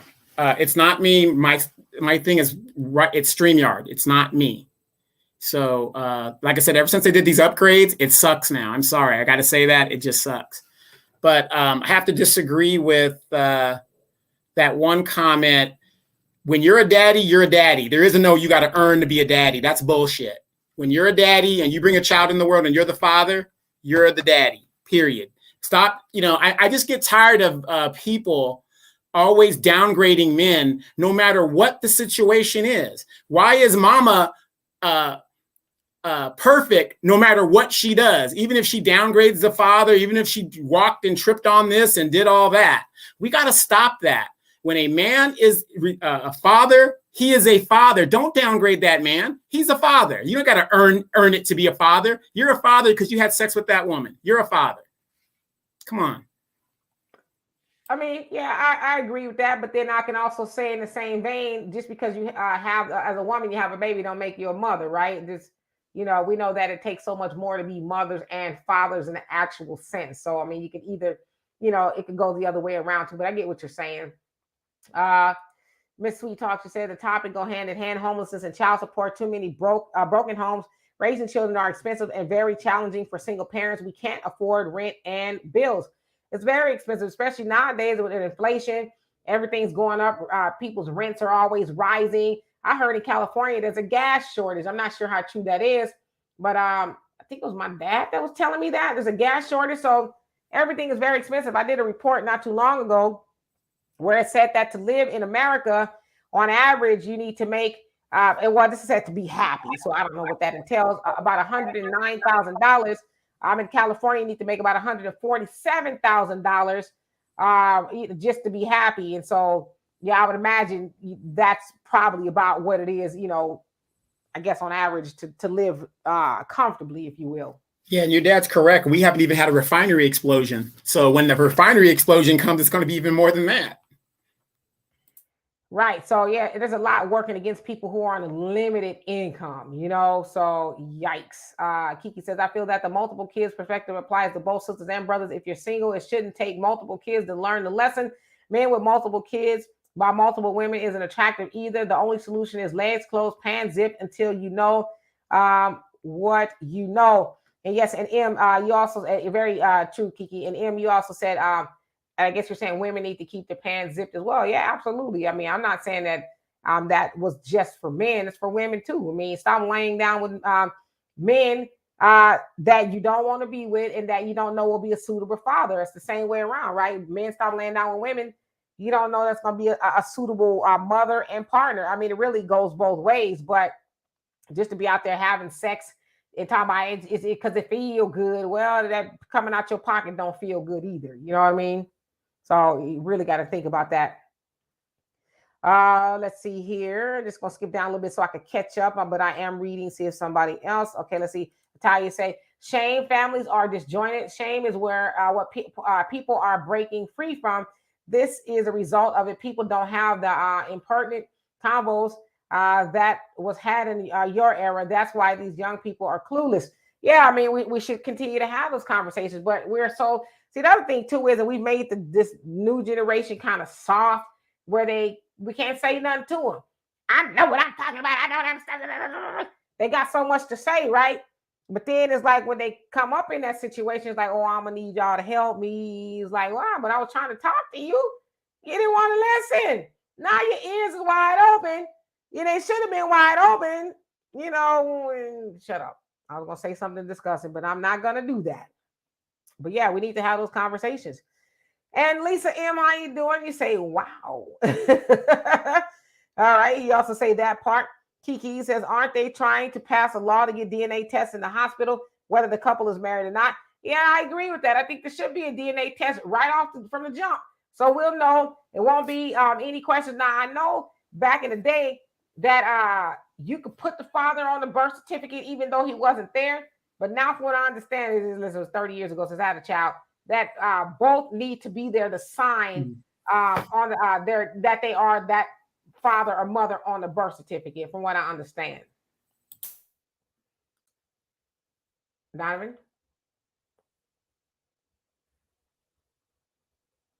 Yeah, again, he's having some issues on his side, I think, because of the air show, but he's saying it's StreamYard on his end. Marty says, well, you should get to know who you're sleeping with, get a blood test. Taking care of somebody's illegitimate brat is not where it's at. No, I mean, I agree. I wouldn't want to take care of somebody that's not mine, you know, especially if I was a man. A lady, how are you? Says, amen. I thought the manosphere would have hired lobbyists and attorneys for the child support issues. Well, I know you got Black America talking about they don't care about money, which I've seen a lot of men say, yeah, bump what he talking about. He don't speak for us. No. Yes, indeed. And Lisa, you say, but they will care when their checks get garnished. Yeah, exactly. And Miss Sweets talk, you say, Black men can create a manosphere to complain, but can't create laws to change child support laws. Yeah, and I think that they should be changed. I mean, it's a little bit unfair. And I say this from a person who was caught up in the child support system twice. By my daughter's father, who I love dearly. Now we're not there anymore, but it happened to me, you know, and it was not right. And Lisa, he says, I'm 60 years old, and I have both my two biological children in wedlock, and my 34-year-old daughter has one son, 8 out of wedlock, and my son, who is 30, has no children. They are both entrepreneurs and work. So yeah, I mean, they're taking care of themselves, right? I want to read that again. It says 34-year-old daughter has one son, 8 out of wedlock. So are you saying that she has 8 children? Is that what you're saying? And forgive me if I read that wrong, but you know, she's taking care of herself. So yeah, I mean, if that's the case, right? All right, so let's see. Rain, it says, no, Donovan, you have to earn the title of daddy. Anyone can be a parent. Yeah, I mean, but I think that's true for moms as well. Dwayne says, I'm a father and a daddy because I raised my kids. Some of these cats are not interested in being a daddy, and race has nothing to do with it. If you're not there wiping their butts, how are you a daddy? I totally agree. Black America says, love all my kids are grown, but one, the rest of them are super good. Well, that's good to hear. And Miss Sweet says, I don't downgrade my son's father. That's not the point. We can fight this battle together. Instead, we blame each other. Why? Yeah, because we've been conditioned to do that, right? Joanne, how you doing? It says, only biologically, if you're not there for the child, whether at work or with Becky, you need to earn your title. Uh-oh. And Miss White, if I didn't already, how you doing? You say amen. Oh, okay. So Black America said you took gas to California yesterday. So what's the situation? Is it bad out there? What? That's what I'm hearing. Marshawn says, guess Nick and Future didn't hear that. Oh, they got a lot of kids. They got a lot of money too, right? And Lisa says, I'm with you, Demetria. Do not create what you aren't sure to cover. Yep. Black America says, and also the summer shutdown at the refineries. Okay, got it. All right. So let me skip down because it looks like I'm really behind. It's not that I'm not reading your comments. I just want to catch up. Emily says, I was scared to get pregnant before marriage because my dad and brothers would have hurt dude. I hate to say it, but fear kept me child free until married. Yeah. I mean, I don't know if they need to take it to that degree, but it worked, right? We need that. Like, I can't be bringing no babies home. I got to bring a husband home first, or I need to bring a wife home first. Like, we really need to get back to that. And I'm not saying shame to the point of where we are psychologically harming people, but they must know I am not on board with that. I'm not on board with you bringing a copious amount of babies up in this household and no wife or husband attached to that, right? Because a lot of times we know, and I'm not a grandparent yet, but grandparents that are in that situation, they end up getting saddled with taking care of those children too. And as I told my daughter, I want to be a grandparent for recreation, not an obligation, right? I want to take the grandchildren to Disneyland or wherever else, and we kiki and then we ha-ha, and then you go home. You know what I mean? I don't want my daughter to say, oh, Ma, I got to go find me a job. I got to go do this. I got to do that. Can you help me with the children? Because I want her to have a husband and they can, take care of their own children if they want to go on a vacation or something like that. I don't mind watching the children, but I'm not going to be a co-parent with you. I didn't have those children with you. So we really need to start having those conversations. Don't bring no babies home without a husband or a wife attached to it, period. Otherwise, you're going to be on your own. And I had a mom like that. My mom, she helped me tremendously with my daughter, but she didn't take on the full responsibility of raising my daughter. Her attitude was, you had her, you're going to take care of her. Now, I had a mom that instilled wisdom in, she tried to anyway, my daughter, myself and my daughter's father. She said to us when we would fight over custody when my daughter was a baby, she said she's 100% each one of your children. Nothing is going to change that. No matter how much time you have with her, or how much time he has with her, she's 100% going to be your daughter, each one of you. So you need to figure out how to get along. And over time we did. It took us a while, but we did, right? But yeah, my mom was not going for that. She was like, no, I'm not taking care of your daughter because you're more than likely going to bring some more back. Like, Mom, I was in the club and I brought you home a new grandbaby. Nah. So let's see here. Lisa says, and that's the man's responsibility to pay it. And Jan Michael says, what I said, black men created the manosphere. I don't think black men create the manosphere, or was it kind of always a thing? I don't know. I know there is a black manosphere. I think I could be wrong, so let me shut up. Byron says, many of us are repeating mistakes that were done in the past. Not all lessons need to be experienced personally. That is true. But the problem with the younger people, though, is they won't listen to us saying, listen, been there, done that before. Well, that's you. You don't need to tell me. I'm going to do what I want to do. But then when they jump out in that water and then, they can't swim, it's like, hey, Mom, Daddy, can you throw me a life raft? Well, it's like I tried to when I was giving you advice, but you basically told me to mind my business, right? So I want you to go mind your business and take care of your children. Lisa says these young adult female children under 45 was focused on entrapping males, and I don't approve. Yeah, I've heard of situations like that. And Donovan says the system has found a way to make money off the problem with a system between men and women.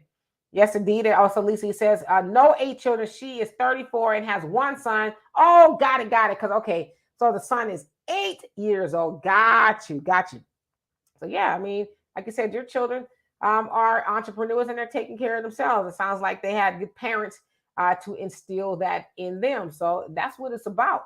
And thank you so much, Miss Sweets Talk. And y'all, Miss Sweets Talks has a YouTube page. I want to go check her out, give her a follow. And anybody else on here that has a YouTube page, just let me know. Well, everybody has a YouTube page, but y'all want us to follow you, just put it in the link like, hey, follow me, and I'll put it up here so people can find you and follow you and hear what you got to say. Let's see. And Simone, you say, right. And how you doing if I didn't already say that to you? And Joanne says, that's how it was back in the day. Don't let a daughter, sister, or whomever come home pregos. The male had consequences. True. Yeah, they had what they call shotgun weddings, right? You wasn't just going to knock up old Buster around the corner's daughter and just be like, oh, well, man, deal with it. He was like, clack, clack. Where we doing this at, right? You're not going to defile my baby girl. You ain't going to defile my baby girl to talk about deal with it. No, you going to deal with it. And yeah, there was a lot of marriages that took place back then, and people were like, I really didn't want to do this, but it's like I kind of knocked her up, so I'm responsible, right? So yeah, I don't know if you can really do shotgun weddings now, but it's worth a try. Yeah, Miss Sweets, let the grandparents be grandparents. It's not, they didn't lay down with you. A lot of these grandparents ain't even grandparents no more. They co-parents because they, live in a second half of their life taking children to daycare or they are to daycare. Now, hell to the no. I told my daughter a long time ago, I said, I don't see that in the cards for me. And I love children. I really do. And I'm sure I will spoil my grandchildren and all that. But I'm not going to help her. Just not that she would be, but just be out there just being irresponsible. Nah, not me. I'm going to be out there not being irresponsible, but I'm gonna be out there living my life. And Metamorphosis, you say, even the grandparents are washing their hands from this mess. Yeah, and I'm even seeing like posts on the social media talking about what happened to the grandparents, like they used to be back in the day. It's like, well, they waking up, and a lot of grandparents are like younger. Well, I don't know, maybe they are than they were back in the day. But a lot of these grandparents are like, nah, I'm about to go out there and be a city girl myself. I ain't raising your children. And yeah, Mike, marry before you carry. I would like to say it's that simple, but unfortunately, as humans, we like to have fun first, right? Not that marriage can't be fun, but if you married and you have a children, it's like, okay, well, we're both going to take care of this child. And Byron says, exactly, do everything in order with the Most High. Absolutely. Pamela, you have a great week as well. Thank you so much for watching. And Marshawn says, how do you both act? How do you both act with her now? And I don't know, you might be replying to somebody else. And Rain says, I love being pregnant. It's a shame that I couldn't have more because I would have to raise them by myself like I did the first three. I love being pregnant at all. I wouldn't want to do that again. Being pregnant was like some of the worst experiences I've had. I had migraines, morning sickness, and I just didn't enjoy it. But there's a lot of women who do. And then I gained a lot of weight and stuff. It was like, it wasn't a good sight to see. And Karen, if I didn't already, how you doing? He says, when I was coming up, I looked around and said, I would not be one of those girls that have a lot of children. Same here. M says, mine's too. I would have adopted them from time to time, but my husband wouldn't allow it. I can say all my 4 children are self-supporting with their families. That is amazing. And Kiki says, so really though, what is the solution? Because non-Black people are on these programs as well. Why isn't this affecting them the same way? So why is it affecting Black people this way? And what's the solution? Well, we know that they have more of a sense of unity than we do, right? They don't have all this propaganda and these so-called think tanks telling Black men and women they should not be together, right? For whatever reason that we're not together, we need to be together and say, listen, yeah, you get on my nerves and I'm going to get on yours too, but we got to raise a nation. We got to build a nation. That's what everybody else is doing. We're arguing about whether we want to be together or not. It's ridiculous. So we have to start there. Without the Black man and woman uniting, there is no more Black people. And that's just a fact, right? So we got to get on the same page. Donovan says the solution is we have to come together. There you go. Start building our own. I should have read that. And Rain, so you're talking to Mike. And Simone said, okay, I just got here a few minutes ago. Cool. Metamorphosis says, laugh out loud, click, clack. Right. You know what I'm saying? Get in the backyard. It's a wedding time. I don't care that you ain't got nothing to wear. You wasn't caring about that when you was hopping up and down on my daughter. So it's time for you to, make an honest woman of my daughter. Remember that phrase? Oh, make me an honest woman. But the other thing is too, women got to want to be made honest women too, right? Like that conversation comes before. I was gonna say something dirty. Y'all, if y'all would know me off of this internet, y'all be like, she a mess. But that conversation comes, I'm just gonna go ahead and say it before he does, right?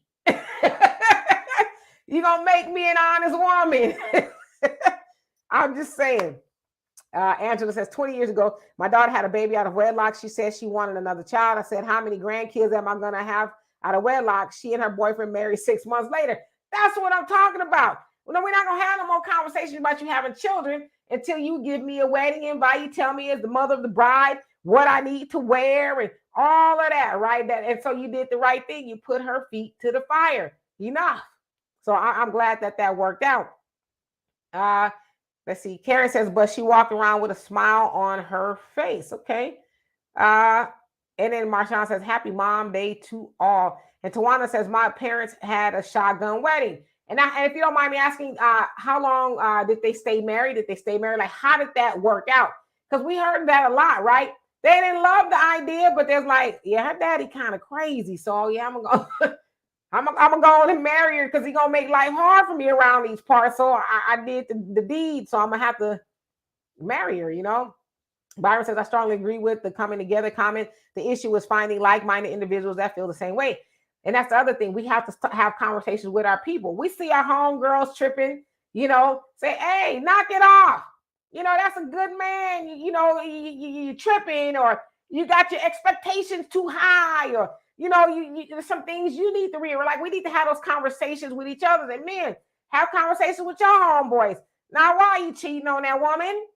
That's a good woman you got. What you mean you talking about leaving? You stupid. Like, those are the conversations we got to start having. Like, we are all we got. Nobody's perfect. You know what I mean? And get rid of this whole, as the young people say, FOMO, fear of missing out. Because if I marry her, I might be missing out on another big booty woman. So I ain't gonna marry her. And then when something else come along, I'm gonna hop over to her. And it's just like, no, just make a decision and stay with it. Especially some of these old dudes and older women too. Y'all out there in your 50s, still hopping from woman to woman to woman. As a woman myself, I don't want to be with no man in their 50s, because I'm in my 50s, right? I don't want to be with no man that's out there just bed hopping. And because you might not be able to get women pregnant at my age, because we don't have that function no more, thank God. But you can still get some things that make you itch a lot. You know what I mean? So just stop doing it. And the other thing too is I hear a lot of brothers. I like how Donovan froze like that holding the book. I hear a lot of brothers, and I guess a lot of other men too, talk about, oh, I'm never getting married. I'm gonna be single for the rest of my life. And silliness. Who really wants to be by themselves, right? Get with a woman, a good choice, settle down with her, because it's gonna come a day, and I've seen this a lot with older men. They finally get to the age of decrepancy where they can't do nothing no more. They ain't even giving you 2 minutes of fun no more, right? And now all of a sudden they want to get married. Okay, I got one foot in the grave and one on a banana peel, and now I want to settle down. And usually they want to settle down with a young woman. And so they want that young woman to essentially be their nurse, right? Because he's got all these health ailments, and now she has to take care of him and all this other stuff. And eventually that younger woman is like, I didn't sign up for this. I'm his nurse. He's unhealthy. He's horrible. I don't want to do this anymore, right? So I'm saying to men, find you a woman that has most of the things you like. Settle down with her.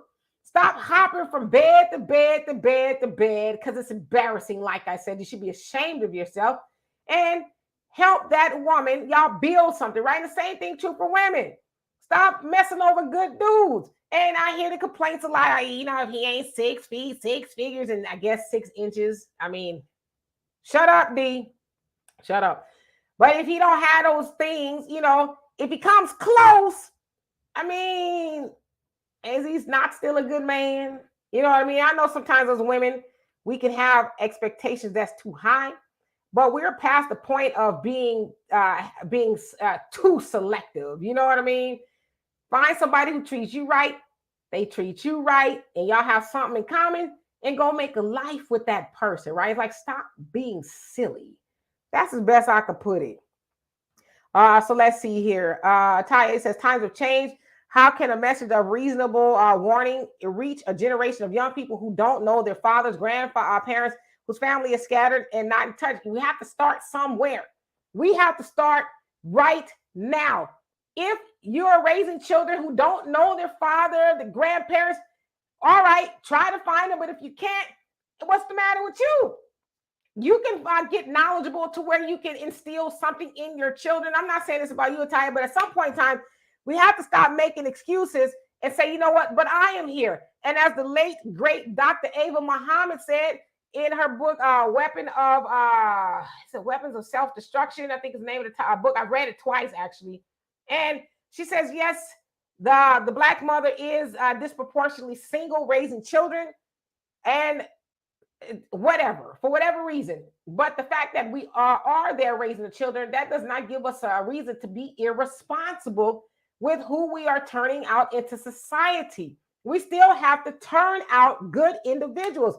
So if we are their circle of influence, being single moms, we still have to make sure that they're decent people. We cannot keep saying, oh, well, the father's not here. He's ran off with this woman, or he's doing this, that, and the other. And that's why my children are wayward and they're not doing. we still have a duty to those children to make sure that we put goodness into them. So that way, when they're out in the world, they can duplicate it, right? So I'm not saying you're saying that's not the case, but we have to start somewhere. And Lisa says, what the hell happened to morals within and from home raising? It just like whatever goes, right? And we need to stop that. Marshawn says, I was referring to your daughter. Oh, as being a grown woman, now it's 30. Sorry, I type fast and learning disorder, shaking my head with writing. Oh, it's okay. She's 30. Yeah, listen, I love for my daughter to be married off with, a nice young man, but the way some of these young men are set up, and I can always I tell you all the time, my daughter is no nonsense. Not to the point to where, she's picky, but when she starts seeing red flags, she's like, nah, bruh, nah, I'm not going to give you an opportunity to keep wasting my time. You've already kind of showed me who you are. You ain't consistent and this, that, and the other. So I'm going to do what I was already doing before you darken my doorstep. So, hopefully she's married off within the next 50 years. I don't know. But, one can only hope and pray. Maybe I need to pray a little bit more. I don't know. Ataya says, you think they have more togetherness? So I don't know if you're referring to other races. Yeah, they definitely do, right? Metamorphosis just says, no, we all need see a Freaknik documentary so we can stop the next generation of stupidity. Okay, so somebody must have said something about that. And Ebony, you say, oh yes, absolutely, economic program, absolutely. And Ebony says, Black people together, that sounds like a pipe dream, and it shouldn't be, right? Because we used to be together, right? I tell you all the time that I come from a 2-parent household. CG, how you doing? He cracking up. Joanne says, thank you, Demetra. We are nation building, and the Most High don't like it. He says, and then complain and call you a single mom. Yeah, and as I always say, you can't be a single mama without an absentee father, so we need to bring it together. Rain, he says, shotgun, shoot him before he runs. You know what I'm saying? Byron says, many of us look for exterior qualities of a person instead of looking for what's inside. I used to be that way. I'm no longer. Absolutely. He says, all praises the most, I think, mighty high, but something like that. Yeah, acronyms. Yeah, we got to stop being so shallow, as some people would say. I mean, I get it. We have things that we like in a person, and we should try to come close. But I read another book. Oh, gosh. Brother Samuel actually referred me to this book, and I forget the brother's name. It's a good book. It's a workbook. He says that we should be looking more for other things outside of physical things, right? Nice hair, big booty, and all the other stuff. We should be looking for how do they treat you? Are they nice? Are they kind? Are they hardworking? Those type of things, opposed to, well, I don't know, he ain't tall enough, or her booty too small, or whatever the case is, right? Because we know that beauty fades, right? And so do hairlines. They get pushed all the way back there. Yes, only Pamela, our ancestor, did jump the broom. And Karen said some of these kids are in-house, and some of the girls do not want to come out and say just that. Kiki says, okay, coming together is a solution. How do we do that?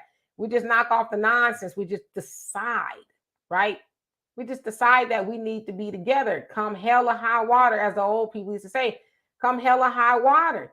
And as I said, stop trading in people because you supposedly found something better. Listen, it's always going to be something so-called better out there. And usually when we think of something better, we think of how they look, right? But are they really better for you? You're trading people in like cars. I'm tired of you now. I'm going to go drive something else. We just have to decide that we're not going to do that to each other anymore, and we're going to stick together like they used to do. Realize that sometimes people gain weight. I'm not saying, you should love it, but it happens. People get sick. People's hair fall out. Teeth fall out. A lot of things happen in life, but you say, well, you're not the same old gal I was with when you were 20, but I love you anyway, right? Or vice versa. So we just have to decide we just need to be together. Ataya says the thing about weddings and marriages is it's so rare now, or appears so, people demonize it, talk against it. Exactly. I'm never gonna get married again. Yeah, I mean, that person you was with before is not everybody that you will meet, right? And Arson says, do you think that Republicans looking to eliminate abortion would make people rethink who they sleep with in any way? Yeah, I think that it should, but we should be thinking about that anyway, whether they make a law or not, right? But expecting the government to take care of your oops, and not to be disrespectful, but that's what a lot of people treat it as. I think that's insane, you know. Let's see here. Nicole, how you doing? It says, unfortunately, until Black men fight back collectively like they did for integration, this will continue. Our men have been building forever. The problem is there is no defense. Okay. Metamorphosis says, I'm 43 and I just be falling asleep during sex. I'll be taking naps.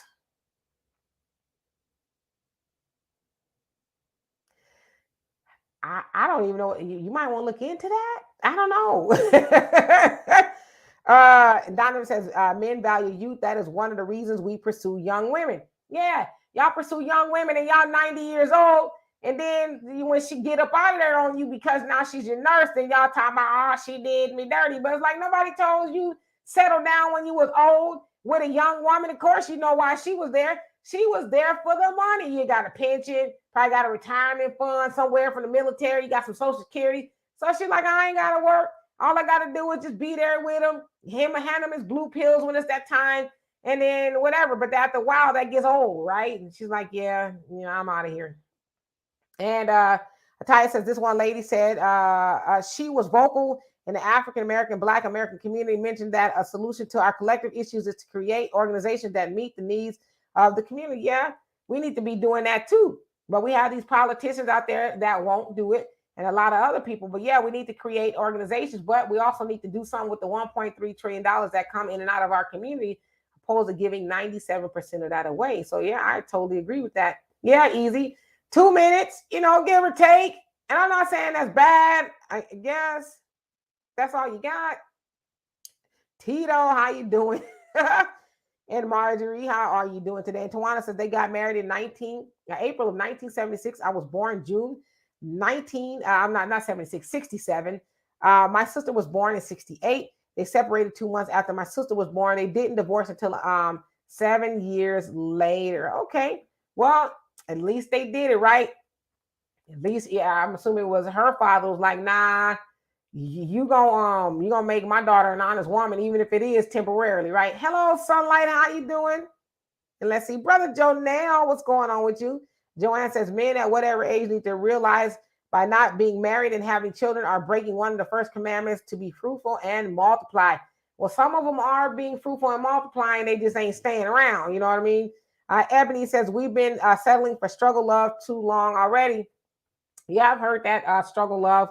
Nobody, man or woman, should be in struggle love. Of course, sometimes you have hiccups, ups and downs, but you have to count the cost and say, well, we're better together than better not together. Because what you do is you just keep hopping around in relationship after relationship, not settling down. And I think as people, we should ask those questions of our next mate.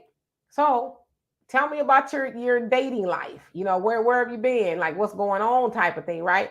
And if they say that they've been in a copious amount of relationships and they have not made anybody an honest woman or married any man, then I don't know. You might want to rethink that because they're not the marrying type. They just are in love with the idea of being in love, but they're not serious about wanting to actually be with somebody per se. Black America, I'm gonna bring you back up here. I'm scared to even know what you got to say. What's on your mind? I just wanted to say something about somebody was commenting. I love women. I respect women. I don't say anything disrespectful. I'm just being honest. I mean, I don't think a lot of you women, you guys want men to be honest. And I just be being honest about what I'm saying. Just because you don't like it, don't mean that it's not right or it's not truthful. I just go ahead. No, I mean, I like I said, I appreciate you for coming on and speaking your truth and defending your points of view. I don't have any problem with that, and I agree with that. I think regardless of whether we like it or not, people should be able to speak their opinion. We are not always going to agree with people, but conversations and disagreements make the world go round, right? Like we learn from each other, you know. So I'm not mad at you, Black America. I mean, I guess maybe people in the comment section might be on your bumper a little bit, but I respect it. No, we having a good time. It's a fun day today. I think I've been seeing a lot of little cash apps getting dropped through there. People coming through, making a lot of comment. It's real active. I love it. I'm enjoying it today. And I thank you so much for all the contributions that you are making, and it's wonderful. So I appreciate you for that, brother. Oh, it ain't nothing but a thing. Yeah, but one more thing though. With the people getting evicted. So the people that are getting evicted in this certain place in Texas, did you ever look up and see what the market rate for the rent was, or you weren't able to do that? Somebody did, and I did write it down. Thank you for reminding me. Somebody by the name of Drake came on, and she's still on here. How you doing? She said that it's $600 for a 1-bedroom and $800 for a 2-bedroom. And thank you for bringing that up, because I mean, $600 for a 1-bedroom, and that ain't bad, right? Like that's, I think it sounds affordable. However, you see some of those places is like, I don't know, and $800 for a 2-bedroom, that's damn good. So if somebody cannot afford that, then you know, I don't want to be simple and saying they need to make more money, which I think that's kind of obvious. But why aren't you able to afford an $800 a month 2-bedroom apartment? And then on top of that is being subsidized. So it's like, how much are you really paying? You know what I mean? And that's my point exactly when it comes to being accountable for your own things. We always, you know, when it goes back to the children and stuff like that, we always ask men to be accountable. But we should also, it's bad to say that our women should be accountable. Nobody ever wants to point out the bad things that women may do.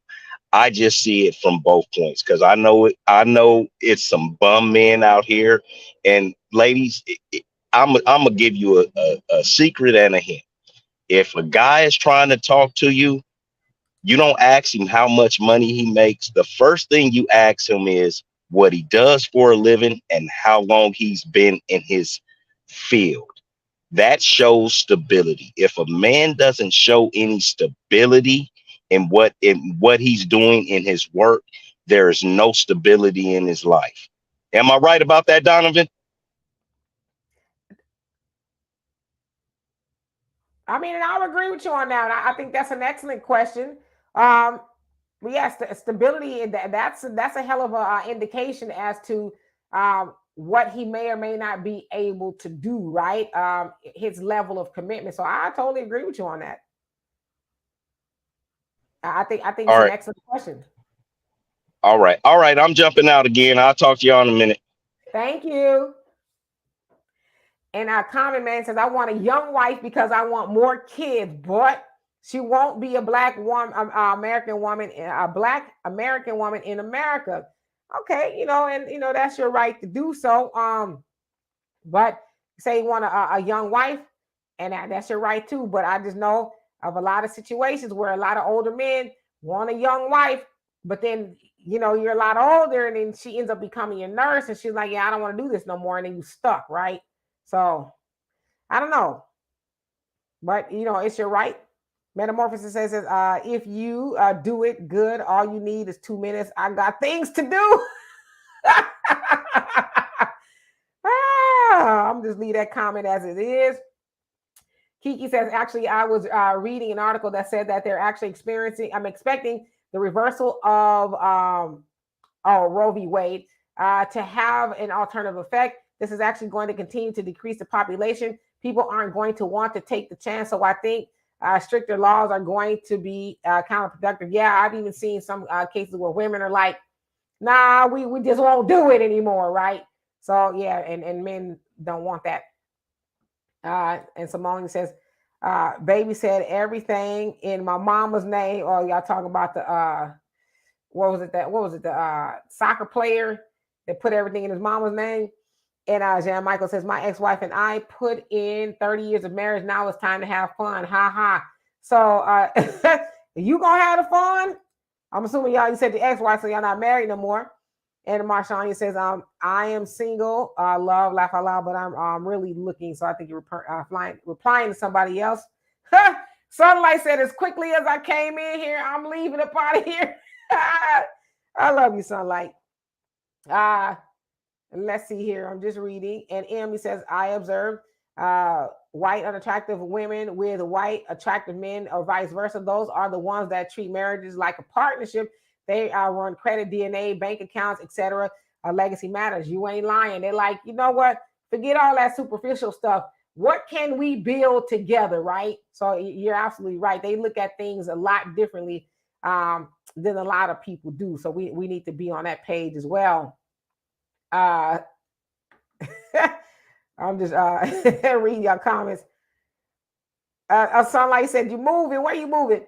And Donovan, you said $400 for a weave, $100 for nails, $650 for car note. Do you see the priority? Donovan, I ain't got that kind of energy today. I really don't. No, go look at my other comment. What I'm saying is this. My point in putting that is this.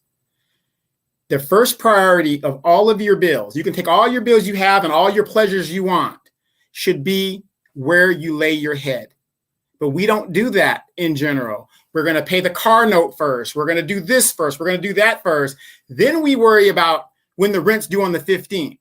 That's the problem. We got to prioritize better. It's just how it is. I mean, look, based on the numbers that I put on all those things that are optional, there's your rent right there. Matter of fact, that's a house note if you add all those things together. Yeah, I mean, I agree with that. You know, spending money that you should not be spending on nails and hair and all that. But I would think that anybody living on Section 8 probably does not have a $650 car note. I don't know. I could be wrong. I'm sure I'm out of touch to some degree. But I get what you're saying. There's priorities that are messed up. But I would think $600 should be super affordable. $800 too, right? I wish I was paying that for rent. It'd be great. Let's see here. Oh, Marshawn says, well, my apartment is still a nightmare and glad my rent is not high, but apartment is a nightmare. Yeah, so I've seen that you've been saying that about your apartment complex. So why is it a nightmare? I guess the landlord doesn't want to really fix things. And I hate that people have to live in that situation because like the landlord, you're getting the money, bring the place up to par. You know, so people can have a decent standard of living. It's nothing like living somewhere and, you know, you're not happy. It's not to your liking, right? So that's the other thing. There are some horrible landlords out there that just are collecting rent and they don't care. And they do strong arm renters and making them think they're going to get the rent raise and threatening them if they ask them to just do what they're supposed to do. And a lot of times landlords are broke. They ain't got all that money. They just collected the money to pay the mortgage on it or whatever. But a lot of times they don't even have the money. So, and they're supposed to. Let's see here. Thank you, Pamela. Say great show. And I'm just reading. Elisa says New Jersey, it's $1,000 for a studio and 2-bedroom up to $2,500. We have slight New York prices. Yeah, some places in Houston is like that too. You can get an apartment for $2,500 easily. I'm like, shit, I go back to California for that. Yeah, before I pay $2,500 for an apartment in Houston. Ain't no way. Natalia says some people cannot pay $800. Some cannot pay $500 and they work full time. It is Houston. What is the poverty rate, minimum wage? What are the policies? So what I understand, minimum wage here is $7.25 an hour. Yeah, so that's a lot. I mean, a lot to think about. Nowhere in the country can you survive off of minimum wage at $7.25. Hell, a lot of places in the country you can't survive off of $15 an hour, which I think it's that way. I think in California maybe it's $15. And Steven Seagal, we're about to get out of here in just a minute. So a lot of you can't survive on minimum wage in a lot of places. Okay, so let's see here. And a lady says it's good when a man knows what he wants and doesn't waste women's time. Yeah, just be honest. You know what I mean? Don't just hang out with her because you want something from her, right? Just don't do it. And women, we got to be a little bit more discerning too.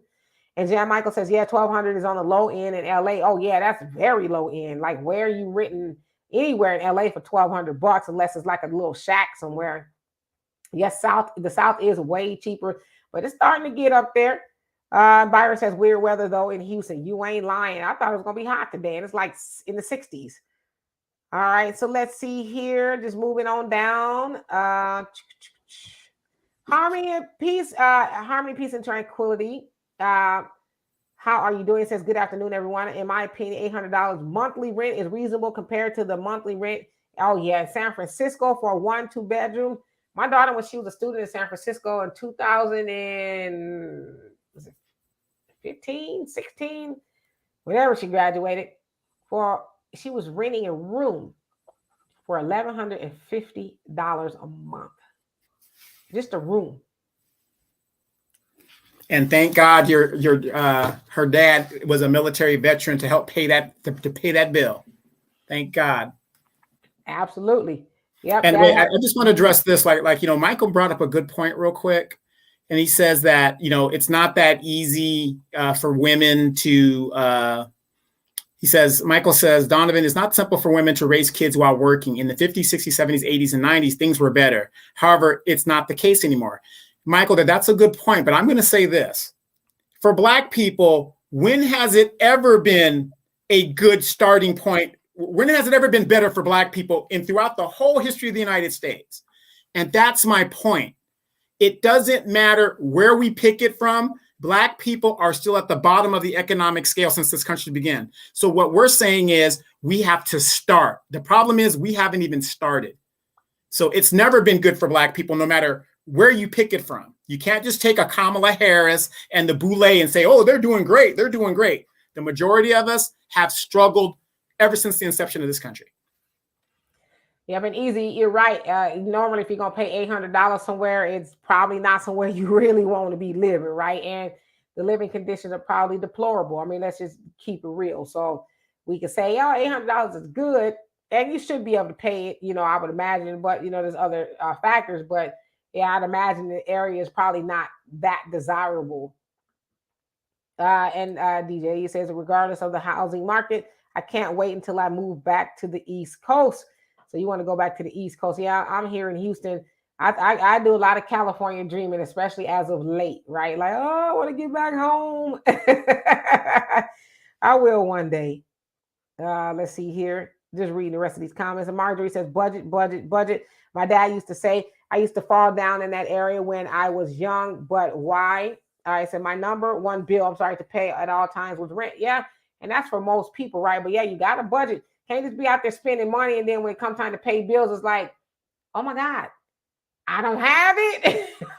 Like, why don't you know you have it? Like when I hear people say, oh my gosh, I thought I had it, but I don't. It's like, how, well, you just out there swiping your card.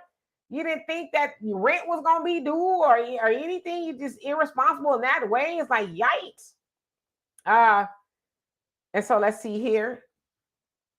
Let's see. Kiki says, we are, well, all we can do is keep the conversation going and keep hope and work towards change. Yeah, just keep having conversations with our people. Sunlight says, Donovan, you know who's not struggling in the Nation of Islam. Your thoughts? Donovan?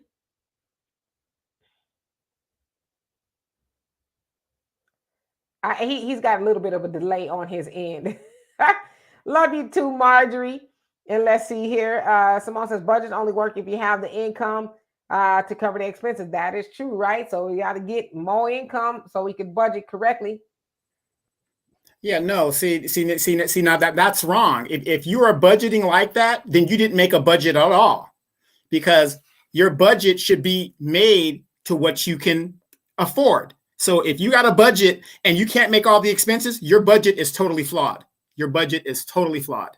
And for Sunlight, hey, you got that right. This is why the Nation of Islam folks are not struggling, because they follow this, because it has every solution as far as economically to help Black people get on their own 2 feet. And I'm not a Muslim in per se. I follow Islam, but this is one of the things that I use in regards to how I conduct my economics in my home.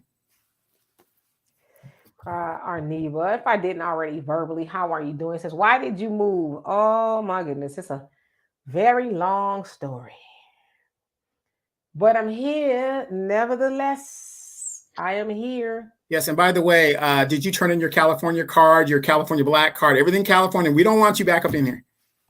Hey, I'm always gonna be a California girl, okay? I don't care what you say, okay? West Side till I die.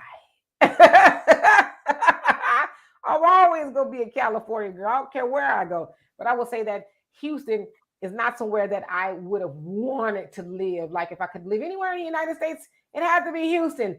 No, it would not have been there because I was here once before. One day we're gonna sit down. I'm gonna tell y'all a nice little story one of these days. Brother Samuel, how are you doing? It says getting on late in Clinton, Mississippi. I paid $900 for a 2-bedroom townhouse. Wow, it looks like I might need to go to Mississippi. now, I also want to say this about budgeting again. Okay, like me, okay, we have gas is high here in California, right? I don't want to pay the gas prices here in California. So I looked at my budget and I said, what can I do? I went and got an e-bike or whatever I had to do, right? I parked my cars, filled them up and parked them. So now that, let's say I had a car note of $650, like I was saying that a lot of people are paying. I don't know why they're paying that. Now, by me taking my bike or taking the bus and stuff like that, that will free up some money where I can use it in other ways. But see, that's what I'm saying. Nobody wants to sacrifice anything in their budget that's going to take away from a car. You don't necessarily need a car if you're in a metropolitan city. I found a way, and Demetra, when she comes to California, Demetra could literally come from LAX out to where I live without having to bother anybody about a ride. She can get on the Metro Link and so on and so on and so forth, and she can come out here for about $20. Done. Usually when I ask somebody to take me to LAX from where I live, I pay them at least $50. And, you know, to your point, I mean, that LA is not that far from where we live. It's really, you know, up the street without traffic, but sometimes it could take you 2 to 3 hours to get there if you leave at the wrong time. So it's really a nightmare, right? And let's see here. I'm reading y'all comments. Jan Michael says, Miss K, that's right. We built together and ended together, and time for fun, not just together anymore. Well, you know, at least y'all did it for 30 years. Now it's time for y'all to do your thing. But, you know, it's still sad to hear that you all not together, but I'm sure you had your reasons. LS, how you doing? Says that, Demetra. I wish they all could be California girls. You know what I'm saying? We a special breed, I tell you that. Jason, how you doing? Says California Black card. There's hardly any Black people in California, right? Like less than 6% of Black people in California. They need the reparations to run off. And Byron says, hey, now, Demetra, I'm from Cali, but we'll never go back. Yeah, going back is expensive. You know what I mean? I'd have to be rolling in the dough a little bit more to go back to California to live comfortably, right? Most people live in California, and most Black people, the hustle is real, right? Unless you're a celebrity athlete, you got a lot of money already. You're hustling. You're hustling and you're juggling. And I'm 52. I don't want to be doing that no more, you know?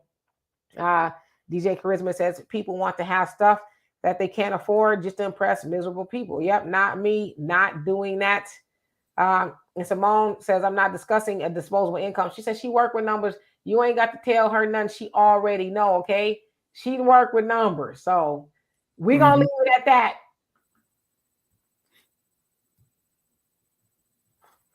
So gas is $4.59 in California. Yikes. And I heard it's like $5 in some places. All right, Jan Michael, thank you so much for being here. Yeah, we're about to get out of here as well. I just want to make sure I see everybody's comment. So anyway, Donovan, what say you before we get out of here?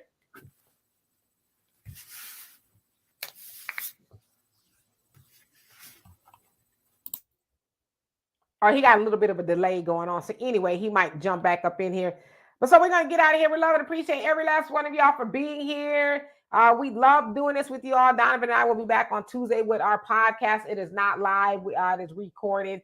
We have been good lately. We haven't argued really with each other in the last couple of weeks, but you never know. We might this Tuesday, depending on what we talk about. Of course, we have Wealth Wednesdays with Walter, where we are live, and we welcome you all to click the link to join the conversation. Let me read these other comments. And Common Man says, I lived in Hollywood on Cahuenga Boulevard for 10 years and Victory Boulevard in Van Nuys. I know all about it. So you know it ain't cheap, especially over there now. And Brother Samuel says, Demetri, I think it is said that the sun will rise from the west. Also, the most honorable Elijah Muhammad said, when the south rises, it's all over. He's moving you to the south to help with the effort. Yeah, so it must be, because it's my second time here. So it must be something of a divine intervention. So you know what? I'll chalk it up to that. Easy says, D, if I was rich, I still would not live in California. I would. You can't. Well, as of lately, the weather's been kind of sucky. You can't beat the weather. And you know, I miss the mountains more than anything, because I like to climb mountains. I miss that. You ain't got no mountains here. So,